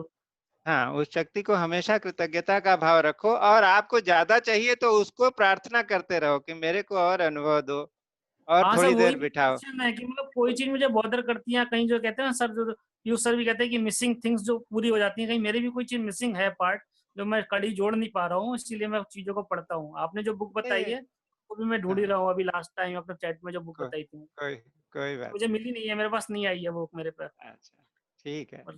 Thank you sir, thanks for your जब टाइम। और जब आपके उसमें होगा, आपके हाथ में किताब आ जाएगी। जी हाँ, ये बात सही है। Thank you sir. हाँ, okay, thank you. Yogesh Shrivastava ji. हाँ सर, नमस्ते। मैं योगेश श्रीवास्तव हावड़ा से बोल रहा हूँ। हाँ, योगेश जी, बोलिए। सर, एक अद्भुत जर्नी, बहुत अच्छा लगा। इतनी अद्भुत कि इस ध्यान की प्रक्रिया में मेरे अंदर ऑटोमेटिक अजपा जप चलने लगा, गुरुदेव का मंत्र जो था। बहुत सुंदर। और फिर अद्भुत सर, अजपा जप लग गया और गुरुदेव से कुछ वार्तालाप भी हो गई। और बीच हाँ, बीच में क्या? आपका भी मुखाकृति बीच बीच में आने लगी। कुछ लग रहा था कि मैं आपको जानता हूँ, कहाँ जानता हूँ ये नहीं पकड़ पा रहा था। बहुत कोशिश कर रहा था कि आपको पकड़ूं, आपको पकड़ूं।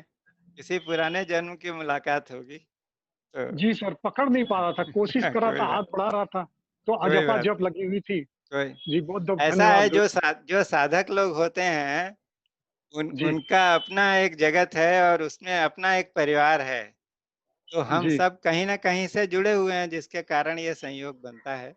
जी तो सर, जी उसके सर, प्रति जी कृतज्ञता का भाव। जी, जी सर, बहुत बहुत धन्यवाद आपका सर। आपको भी धन्यवाद जी। और कोई? नेक्स्ट अंजू लोहिया। अंजू लोहिया, हाँ, नमस्कार जी। थोड़ा हाँ, जोर से अंजू जी, बोलिए। थोड़ा जोर से बोलिए अंजू जी। आज बहुत अच्छा लगा, बहुत अच्छा ध्यान गया मेरा। जैसे लग रहा है कि एकदम कुछ मालूम नहीं पड़ रहा था, एकदम शांत सा हो गया, एकदम कुछ अजीब सी फीलिंग्स हो रही थी अंदर। बहुत अच्छा है, क्योंकि देखिए हम इतने लोग यहाँ पर 59 पार्टिसिपेंट्स हैं, हम सारे कर रहे थे ध्यान और एक साथ कर रहे थे, तो जो इसमें एक समग्रता की शक्ति होती है, 1 और 1 11 जो मुहावरा है वो ध्यानी लोगों पर एकदम फिट बैठता है। तो जगत में कहीं भी हो, जब लोग साथ में ध्यान करते हैं तो उसकी शक्ति अलग होती है। हाँ, ये बात सही है। बहुत आप बार बार थैंक यू सर, इसी थैंक यू। इसी तरह हम लोग को कराते रहे मार्गदर्शन। ये तो पीयूष जी की कृपा से आज ये बन गया संयोग। हाँ, उनका और तो रहता ही हमेशा। मैं एक दो बातें और बताना चाहता हूँ। अभी तो मन खाली हो गया, पता नहीं क्या बोलने वाले थे।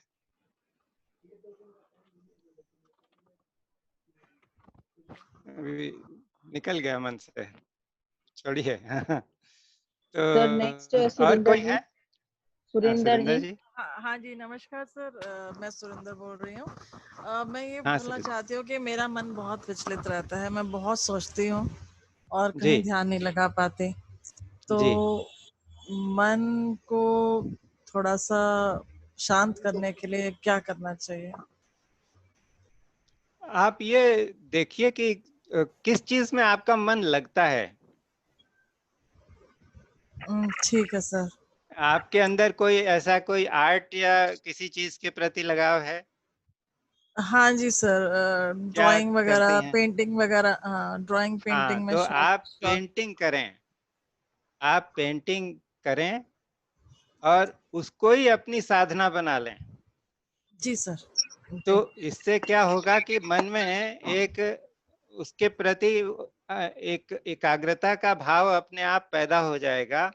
आप जी देखिए हमारी महिलाएं बहुत सारी हैं यहाँ, हम लोग आप लोग खाना बनाते हैं जब, तो जी जिस दिन बड़े प्रेम से यार बड़ी लगन से खाना बनता है, उस दिन सब लोग उंगलियां चाट चाट के खाते हैं, है ना? जी सर, वो तो बिल्कुल ठीक है। मैं भी जब खाना बनाती हूँ तो बहुत मन से बनाती हूँ। तो हाँ, इसलिए आप, हाँ, आप ऐसे ही उसको इस तरह कुछ लगाएं, ऐसे किसी पॉजिटिव चीज में। और जो पेंटिंग वगैरह करती हैं, जी ये ऐसी चीजें हैं कि ये आपके राइट ब्रेन को जो है वो खोल देगा और आपको धीरे धीरे जो क्रिएटिविटी है, ये भी जी एक ईश्वर का प्रतिरूप है।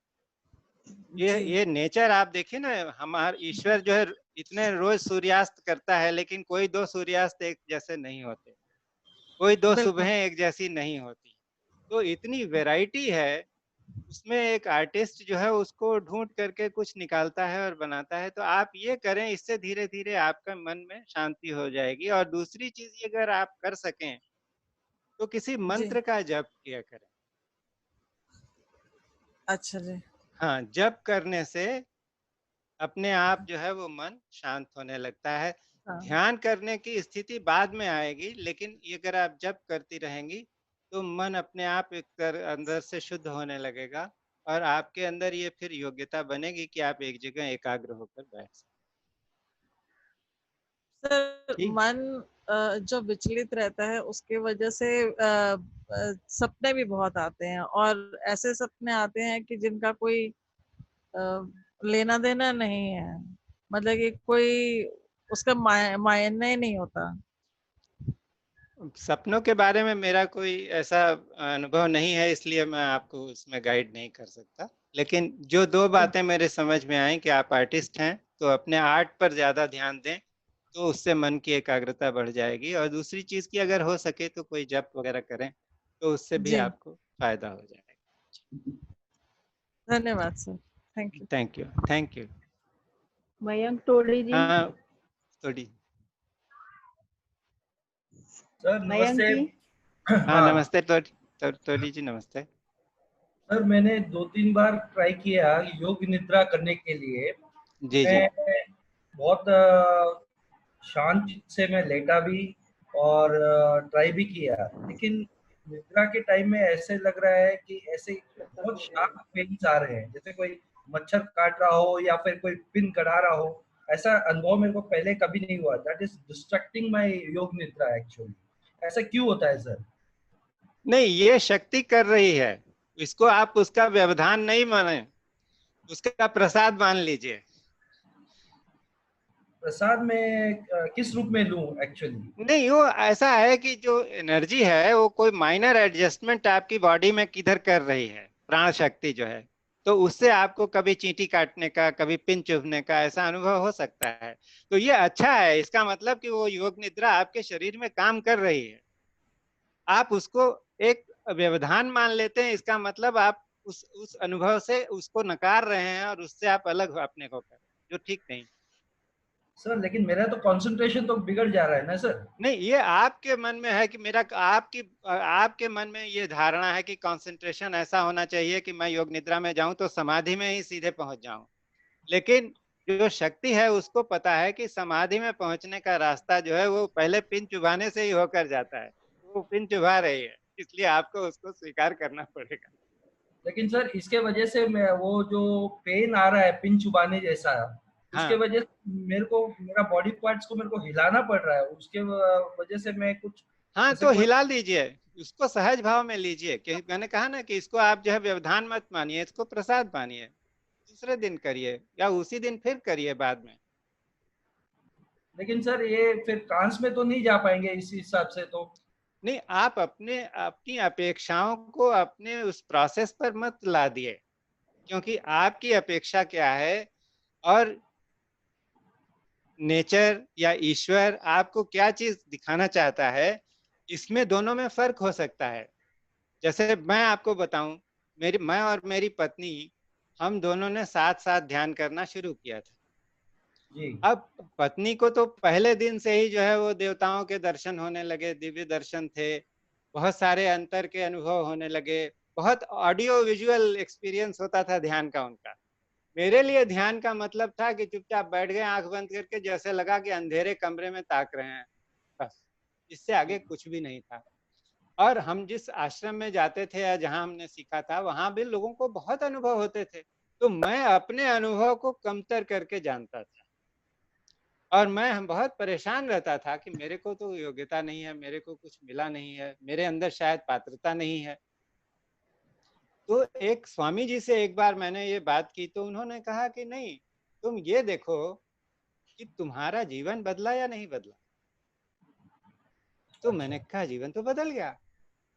तो उन्होंने कहा कि तुम वो अनुभव देख रहे हो, दूसरों की देखा देखी, जो तुमको मिलने वाला नहीं है, और उसमें जो अनुभव तुमको हो रहा है तुम उसकी अनदेखी कर रहे हो। तो आप योग निद्रा कर रहे हैं, बड़ी अच्छी बात है। उस योग निद्रा के माध्यम से आपके जीवन में अवश्य कोई रूपांतरण आना शुरू हो गया होगा, लेकिन यदि आप उसको पिन चुभाना समझ करके और छोड़ देंगे या उसकी अनदेखी करेंगे, तो आप उस अनुभव को छोड़ देंगे जो आपको मिल रहा है। तो ये मेरी सलाह है कि जो भी हो रहा है उसको प्रसाद रूप में स्वीकार करके, और ये देखिए कि क्या आपका क्रोध कम हो रहा है, क्या आपका उतावलापन कम हो रहा है, क्या परिवार में या मित्रों में किसी ने कहा कि भाई तोड़ी जी आप तो कुछ बदले बदले हो गए। जैसे मेरे को बोला, मेरा एक इंस्पेक्टर था जिसको मैं बहुत डांटता रहता था, जब ध्यान शुरू किया तो 1 महीने बाद वो एक दिन आया, दरवाजे पर मेरे खड़ा रहा और उसके बाद उसने कहा कि कुछ वो फाइल में बड़ी गलतियां थी, तो गलतियां करता था तो मैं डांटता था उसको, तो गलतियां थी, उस दिन मैंने सब अपने से ही करेक्शन कर दिया और उसको फाइल दे दी, कहा जाओ। तो जाते जाते वो दरवाजे में रुक गया और उसने कहा साहब सब ठीक तो है? तो हमने कहा हाँ सब ठीक है। तो उसने कहा नहीं घर में भी सब ठीक है? कहा घर में भी सब ठीक है। क्यों, तुम ऐसा क्यों पूछ रहे हो? तो बहुत खिसियाए ढंग से उसने कहा कि साहब आजकल आप डांटते कम। तो मैं अंदर से बदल गया था, ये दूसरे आदमी ने मुझे बताया और मैं इसी चक्कर में था, मुझे ये अनुभव नहीं हुआ, मुझे ये दृष्टांत नहीं हुआ, ऐसा दिखा नहीं, वो नहीं हुआ, तो ध्यान नहीं हो रहा है। तो इसलिए ये स्पिरिचुअल मार्ग पर ईश्वर वही देता है जो हमारे लिए उचित है, और इस पर दृढ़ विश्वास करके चलना पड़ता है। जी सर। सर एक चीज ये है कि मैं बीच में ट्राई किया था पीएलआर करने के लिए रमाकांत जी से, लेकिन बार बार मैं पीएलआर कोशिश कर रहा था लेकिन डिस्ट्रैक्ट हो रहा था, बार बार कुछ कभी बाथरूम जाना था, कभी कुछ आना था, ये सब हो रहा था। ये स्पेशलाइजेशन मेरा नहीं है, इसलिए इसका उत्तर मैं नहीं दे सकता। तो पीएचडी बैठे हैं। कोई कारण है क्या, ये मैं पूछ रहा हूँ। कोई कारण शायद नहीं है। यदि आपको नहीं ईश्वर चाहता है कि अभी होना है तो ऐसा कर रहा है। ए सर को अनम्यूट कर। और पीयूष जी जवाब दे रहे हैं आपका।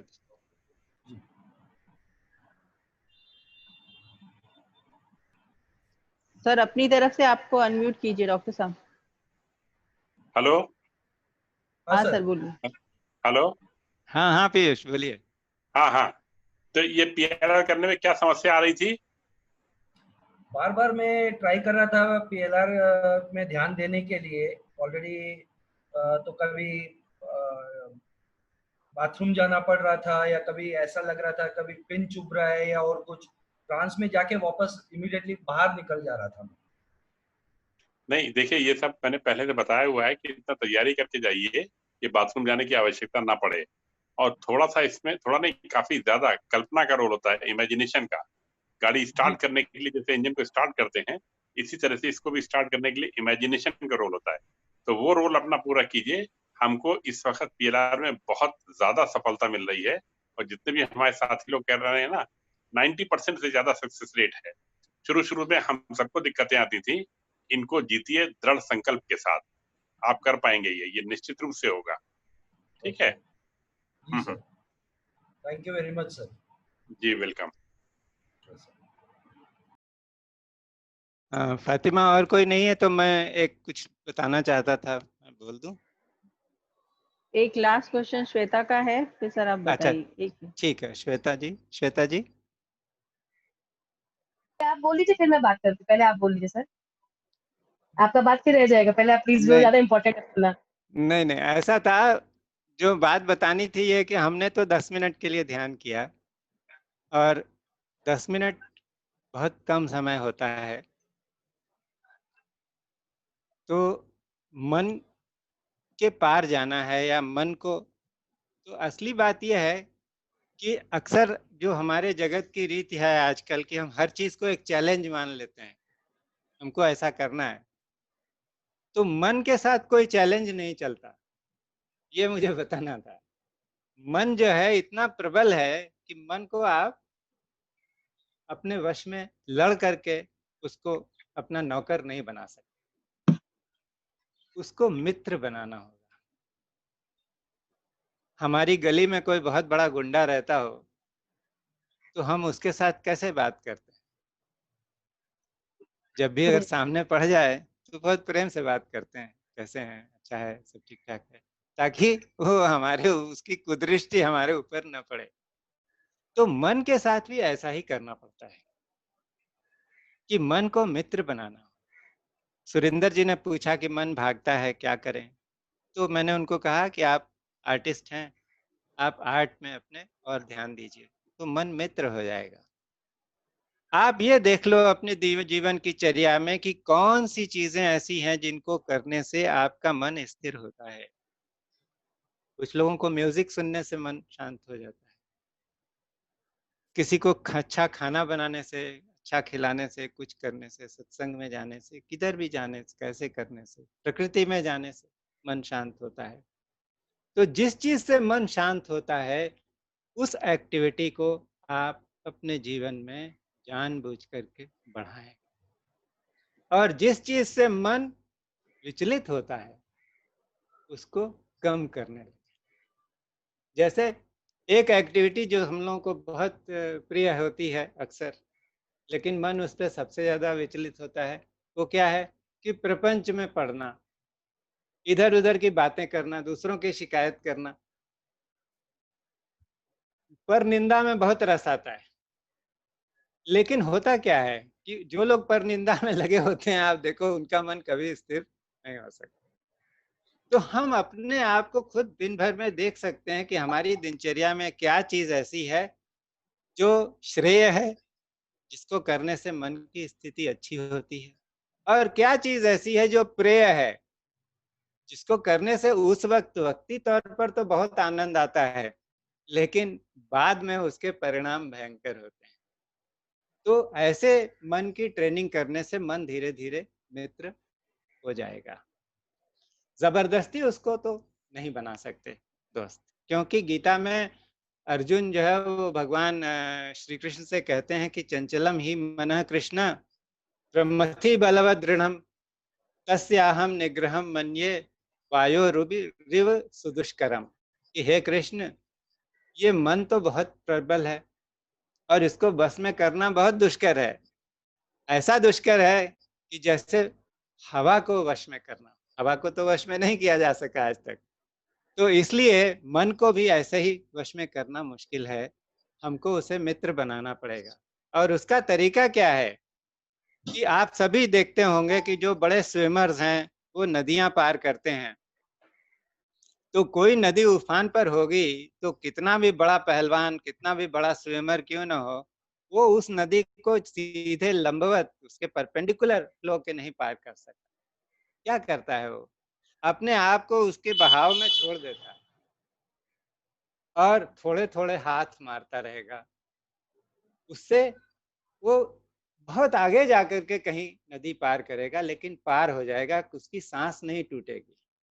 नहीं तो यदि बहाव के बिल्कुल परपेंडिकुलर जाना चाहे तो नदी जो है उसको डुबा देगी, मार डालेगी, उसकी सांस टूट जाएगी।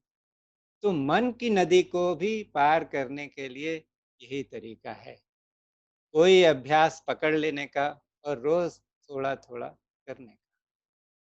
क्योंकि एक दिन में हम उसको पार करना चाहें तो हम टूट जाएंगे, मन तो टूटने वाला नहीं। तो जो भी जीवन में हमने अच्छा कुछ हासिल किया है उसके लिए समय लगा है, मन को भी पार करने के लिए समय लगने वाला है। लेकिन ये प्रयास बहुत ही आनंददायी है और बहुत ही गुणकारी है, और इसके जो परिणाम हैं वो हमारे जीवन को पूरी तरह से बदल देंगे। यही मुझे बोलना था। श्वेता जी।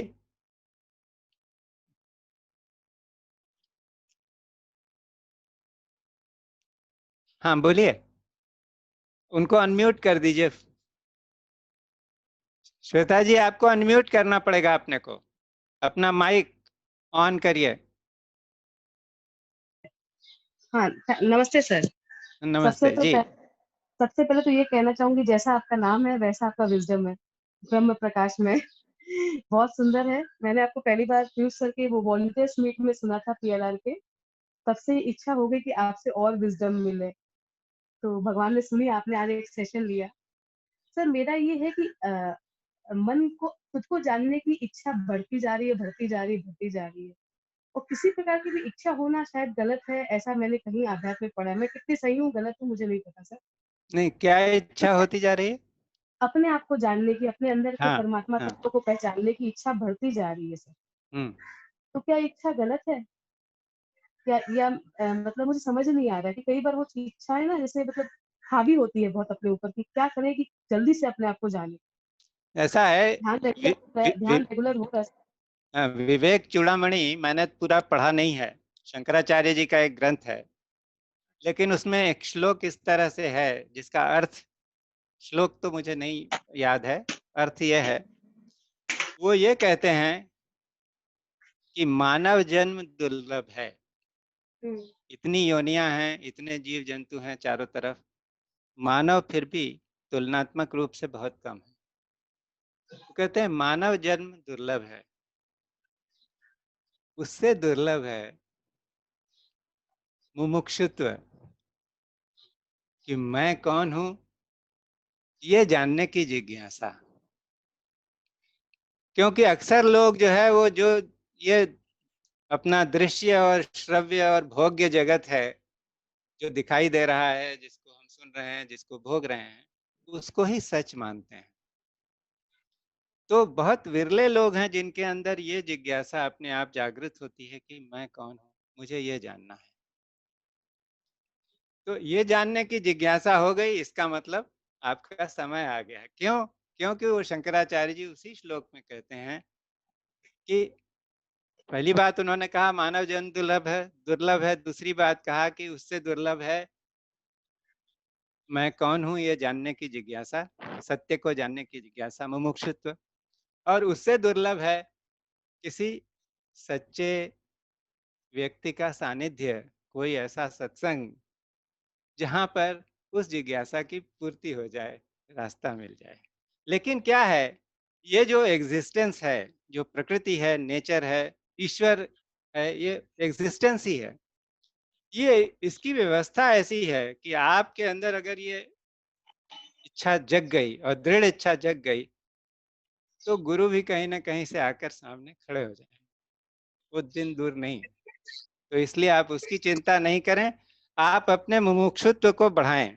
दूसरी बात कि अक्सर लोगों को ये लगता है कि हमारी मुमुक्षा है तो हमारा संसार छूट जाएगा, लेकिन ऐसा नहीं है, क्योंकि हमें ईश्वर ये अनुभव दे देगा, ये जो जगत है वो और ईश्वर उससे भिन्न नहीं है, अभिन्न है। यदि हमारे आपके पति होंगे, बच्चे होंगे घर में, तो आपको पता लग जाएगा कि ये पति हमारे ईश्वर हैं, ये बच्चा हमारा ईश्वर है, ये इनकी सेवा में मैं ईश्वर की सेवा कर रही हूँ। लेकिन ये भावना जो है, ये किताब में पढ़ी भावना नहीं है, आपको साक्षात अनुभव हो जाना चाहिए और वही हो जाएगा। तो वही तो लाना सबसे मतलब मुझे लगता है कठिन है आज के नहीं, जीवन में। वो आ आप जाए तो फिर उतावले ठीक है। मत बनिए, सब हर चीज समय पर। सबसे ज्यादा काम यहाँ रिश्तों पे ही करता है। हाँ, यहाँ एक दिन की भी देरी नहीं है। हमारी उसका अदालतों में बहुत देरी हो जाती है, लेकिन यहाँ भगवान की अदालत में देरी नहीं। कि सर प्लीज और सेशंस लेते रहिएगा, हम लोग को पीयूष सर और आप नहीं, ज्ञान की भूख ऐसा है, जा रही आपने है। कहा कि जैसे कि मैं कोई नाम के अनुरूप हूँ, तो नाम तो हमारे माँ बाप ने रखा था, क्यों रखा नहीं रखा, लेकिन मेरे अंदर भी ये मुमुक्षा जो है वो जगी थी, और इसके कारण ही हमें कुछ सत्पुरुषों का सत्संग मिल गया। तो उनके चरणों में बैठने से, उनको देखने से, उनकी बातें सुनने से, कोई जिसको कहते हैं ना, चाबी उन्होंने कहीं अंदर से कुछ घुमा दिया, तो ऐसे। और मैं तो बहुत ध्यान करना चाहता था, मैं एकांत में रह करके ध्यान करना चाहता था, लेकिन हमारे गुरु ने कुछ ऐसा संयोग बनाया कि हमारी सेवा लगा दी आश्रम में, कुछ बोलने की, करने की। तो मैं उसमें बहुत रेजिस्ट करता था, क्योंकि मैं बहुत ही शाई, संकोची व्यक्ति था। लेकिन मुझे फिर अंत में ऐसा अनुभव हुआ, किसी ने मुझे कहा कि तुम कैसे सोचते हो कि इस जगत में तुम ध्यान करके तुम कोई बहुत बड़े ईश्वरनिष्ठ सन्यासी, बहुत बड़े संत महात्मा बनोगे। हो सकता है तुम्हारे गुरु की इच्छा ये हो कि तुम इस जगत में रहते हुए दूसरे लोगों की कुछ मदद कर सको, तो उस कार्य के लिए तुमको तो इस जगत में ही रहना पड़ेगा, जाना नहीं पड़ेगा। तो इसलिए ये सेवा है कि लोगों से बात करो। और मैं सच कहता हूँ कि लोगों से बात करने से ही, लोगों के साथ रहने से ही मुझे ईश्वर के दर्शन उनमें हुए हैं। कहाँ सौभाग्य मिलता है ऐसे लोगों से मिलने का, जो कि ध्यान में रुचि रखते हो, जो कुछ खोज रहे हो, जो इस जगत में ऐसे नहीं मिलता है। तो हमारे लिए यही बहुत बड़ा रिवॉर्ड। बहुत अच्छा लगा आपसे बात जी करके। सर, रिवॉर्ड तो थैंक यू। मिल रहा है। Thank you sir. ये हमको भी मिल रहा है, इसमें ये एक तरफा ट्रैफिक नहीं है। जी सर। सर 2 लोगों धन्यवाद। के क्वेश्चन और हैं, अगर आप चाहें तो वो लेते हैं, वरना नहीं। हाँ, ले लीजिए। रेखा पोद्दार। हाँ, नमस्ते सर जी। हाँ, नमस्ते रेखा जी। सर जी, बहुत अच्छा लगा आपसे जुड़कर। और जब मैंने पहला नाम पढ़ा था ब्रह्म, बस यथा नाम तथो गुण, बस वही पहली बार भी जब पीएलआर में सुना था, बहुत कनेक्ट हो पाई थी मैं आपसे। पर मैं जल्दी से ऐसे बोल के शेयर नहीं कर पाती हूँ सर। तो मैंने पहला जो मेरा एक्सपीरियंस था मेडिटेशन में, वो मैंने लिख के शेयर किया अपने चैट में कि मुझे क्या हुआ। मुझे सेम लगता था कि शायद अंधेरा अंधेरा इतना दिखता है, एक रोशनी दिखती है, तो शायद वो गुण नहीं है मुझ में। पर फिर जब आपने उस चीज को क्लैरिफाई किया, तो मुझे लगा नहीं, सही में कुछ तो है जो मैं अचीव कर सकती हूँ। सर, मेडिटेशन में फर्स्ट मुझे ऐसा हुआ कि मतलब मुझे बहुत एक लेफ्ट हैंड में बहुत ज्यादा पेन था, तो मैंने मेरी सांसों को वहीं केंद्रित किया था। और कुछ समय बाद मुझे ऐसा लगा कि मेरे सर से इतना पसीना आ गया कि पूरा वो निकल गया। सेकंड मुझे वो फॉरेस्ट वाला हुआ जो मैंने चैट में लिखा। और थर्ड सर, थर्ड सर मुझे बहुत बहुत सुखद लगा, और ये मेरा पहली बार हुआ है। मैं कई 10-12 साल से सर मेडिटेशन कर रही हूँ, पर ये जी मुझे आज पहली बार ये लगा कि जैसे एक वो बौधी लड़की नहीं होती है सर, बहुत छोटी सी 10-12 साल की, हाँ हाँ जो सिर्फ एक ब्राउन रंग का एक वो क्लोथ पहने रहती है, सिर्फ वो लपेट के रखती है, पहना हुआ भी नहीं बोल सकते उसे, जी जी एक वो। और सर कुछ कुछ है।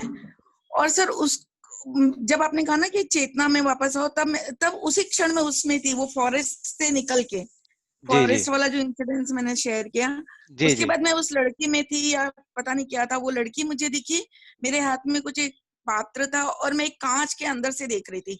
इतने में आपने बोला कि बाहर आ जाओ, बस। हाँ, इतना वो समय का लिमिटेशन है इस तरह के उसमें, चूंकि आज बोलना ज्यादा था, ध्यान ज्यादा नहीं करा सके। और ये अच्छा है, ये जो लड़की का अनुभव है आपको, ये आप पूर्व जन्म की साधिका हैं, आपने अरे पूर्व जन्मों में साधना की हुई है, इसलिए आपको ये सब अनुभव हो रहा है। तो करते रहिए, बहुत सुंदर है, बहुत सुंदर। बहुत और बहुत एक अच्छा बात, अनुभव हुआ आप सर। हाँ अपने सर। आप को कभी छोटा करके मत सोचिए। नहीं। हमारे जो परम गुरु थे बाबा मुक्तानंद जी, वो हमेशा ये कहते थे, तुम्हारा राम तुम्हारे अंदर तुम बनकर रहता है। तो जब ईश्वर ने हमारे अंदर बसना स्वीकार किया है, हमको तुच्छ नहीं समझा, तो हम अपने हाँ आप को तुच्छ क्यों समझें? हाँ ये बात सोचने की है। तो हाँ सर, इसलिए मैं अपने बहुत को छोटी कभी थी, छोटी थी तभी से मेरे पापा जी ने मुझे वो राम मंत्र दिया था, बहुत छोटी थी तब से। बहुत अच्छा, और मैं बहुत रामसूत्र अच्छा, दास जी से भी बहुत कनेक्ट होती थी, बहुत ज्यादा, बहुत अच्छा, बहुत और अच्छा। रामायण का पारायण भी किया। पर इन दिनों में वो सब मुझसे छूट गया है सर, 3-4 साल से वो सब छूट गया है, थोड़ा मैं कर नहीं पा रही ऐसा थी, है, क्योंकि जब मेडिटेशन वगैरह में आ गई थी मैं हाँ, कोई बात बहुत नहीं, ज्यादा, तो वो कार्मिक नहीं हो पा रहा था। नहीं ऐसा है वो, ये रास्ता ऐसा है ना, किसी रास्ते पर आप जाते हैं तो हाँ आप अच्छी सी गाड़ी में कहीं महाबलेश्वर घूमने जाइए, तो हाँ महाबलेश्वर पहुंच करके कार से तो उतरना पड़ेगा ना। हाँ कार हाँ। अगर बहुत पसंद आ जाए हम्म। तो आप महाबलेश्वर का आनंद नहीं उठा सकती। तो सर यही, आपको कैसे पता चला कि मैं वहां गई थी? जस्ट नहीं में ये गई थी मुझे सर। नहीं मालूम, ये मैं उदाहरण सबको देता हूँ। नहीं, मैं एक जस्ट बता रही हूँ कि फीलिंग जब वो लड़की के पहले वाली थी ना, वो पहाड़ ही दिखे थे, पहाड़ से जैसे वो लड़की आई है और वो कांच में झांक रही है, बस इतना ट्रांस हो पाया सर। सही बता रही हूँ, अगर शायद आज 10 मिनट और होता तो हम कहीं और पहुंच गए होते। आपका पूरा हो जाता है, चलो कोई बात नहीं, पीयूष जी हैं, अगली बार करवा देंगे आपका पूरा। धन्यवाद तो सर ऐसा जी। है कि उसमें क्या है कि ये सारे अनुभव होते हैं बारी बारी से, और फिर कोई चीज छूट जाती है, क्योंकि हमारी साधना में अब यात्रा में कोई अलग पड़ाव आने वाला है, तो वो छूट हाँ जाता हाँ है, फिर पकड़ लेते हैं। हाँ तो इस हाँ तरह हाँ। से चलता रहता है, तो इसलिए उसको सहज भाव में स्वीकार करना चाहिए, किसी चीज के लिए ऐसा मन में भाव नहीं होना चाहिए कि छूट गया या oh, thank you next thank you so Vinita ji, much. I think this Vinita should be Singh the ji. Last question. या many more are there, but ये लास्ट हम उठा रहे हैं विनीता सिंह जी। हेलो। जिन वो लोग ऐसा रह गया उनको नंबर मेरा दे दीजिएगा शायद, श्योर श्योर। या फेसबुक पे कांटेक्ट कर लें। क्या बात हाँ करना हाँ चाहिए सर, तो जी। क्योंकि क्वेश्चन सर इतना अच्छा बोल रहे हैं ना कि किसी का मन ही नहीं कर रहा है मीटिंग छोड़ने का। सही में सर, बहुत बहुत बहुत अच्छा लगा, आज का दिन सफल हो गया। हाँ Vinita ji. Hello. Hello.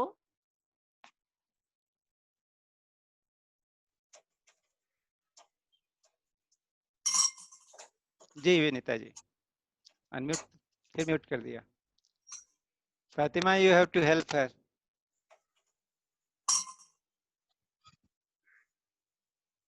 Hello Vinita ji. Hello. हाँ बोलिए। हाँ सर, हाँ नमस्ते सर। नमस्ते जी।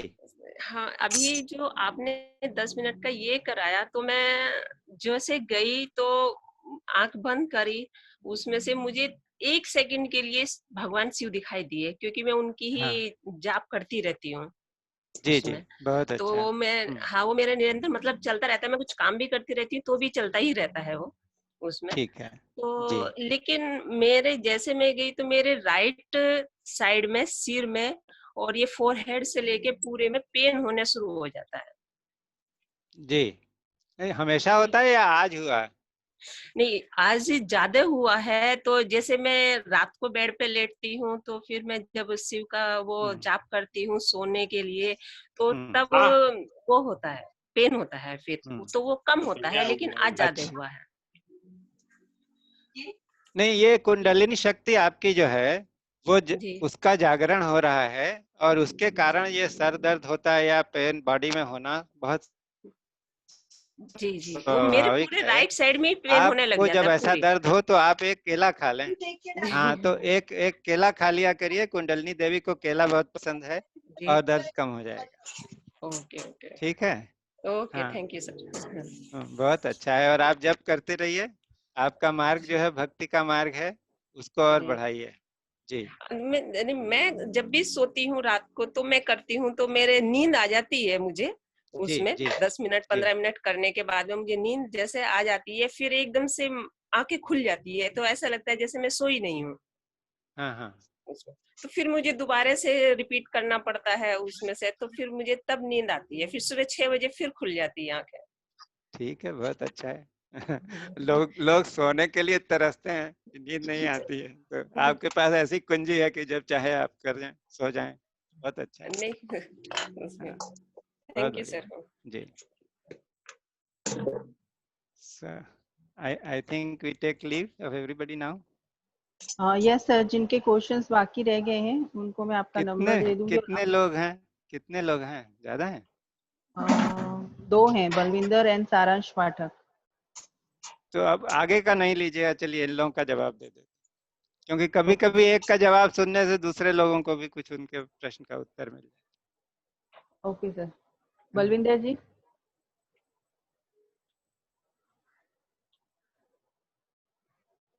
हेलो। हाँ बलविंदर जी। सर सर नमस्ते सर। नमस्ते जी। बड़ा अच्छा आपका ये सेमिनार था।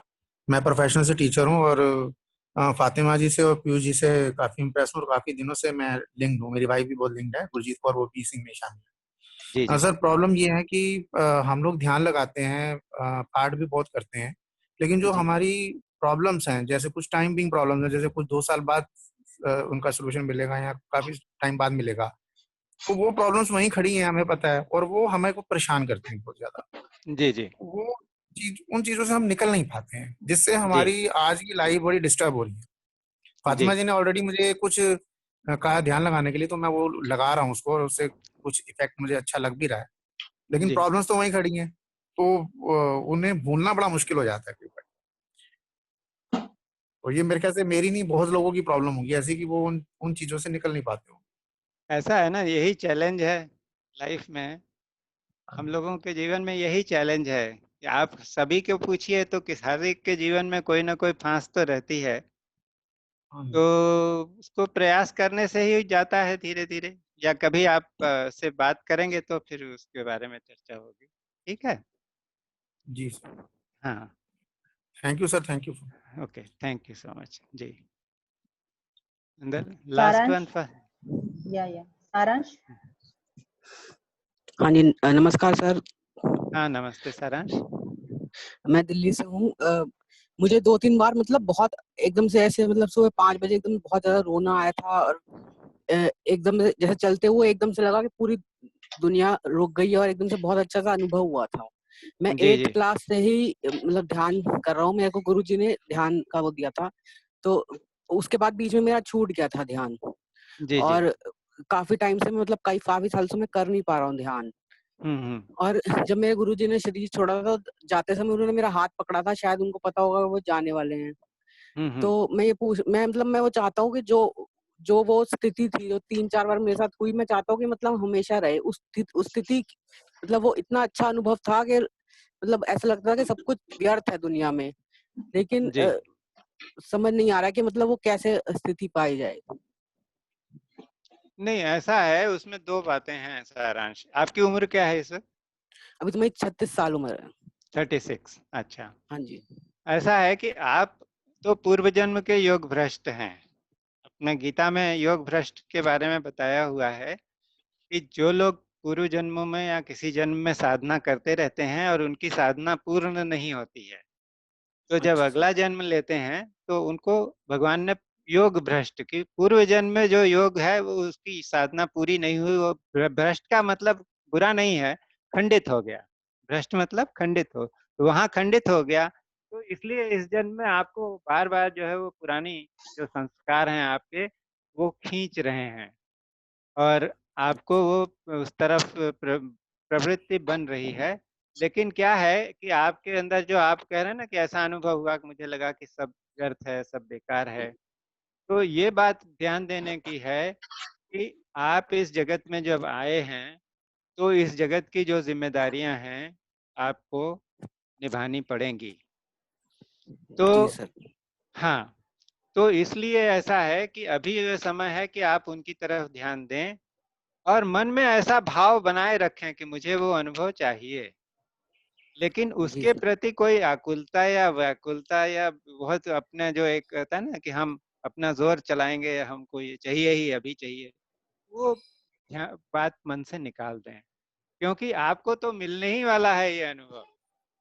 जी सर। हाँ लेकिन जब आप उसके लिए तैयार हो जाएंगे, जिस दिन ईश्वर को लगेगा कि अब इस जन्म में ये बच्चा तैयार हो गया इसके लिए, तो वो अपने आप ही आपके पास आ जाए। इसलिए बहुत बहुत उसके धन्यवाद। बारे उसकी चिंता छोड़ दें। जी ठीक, थैंक यू सो मच।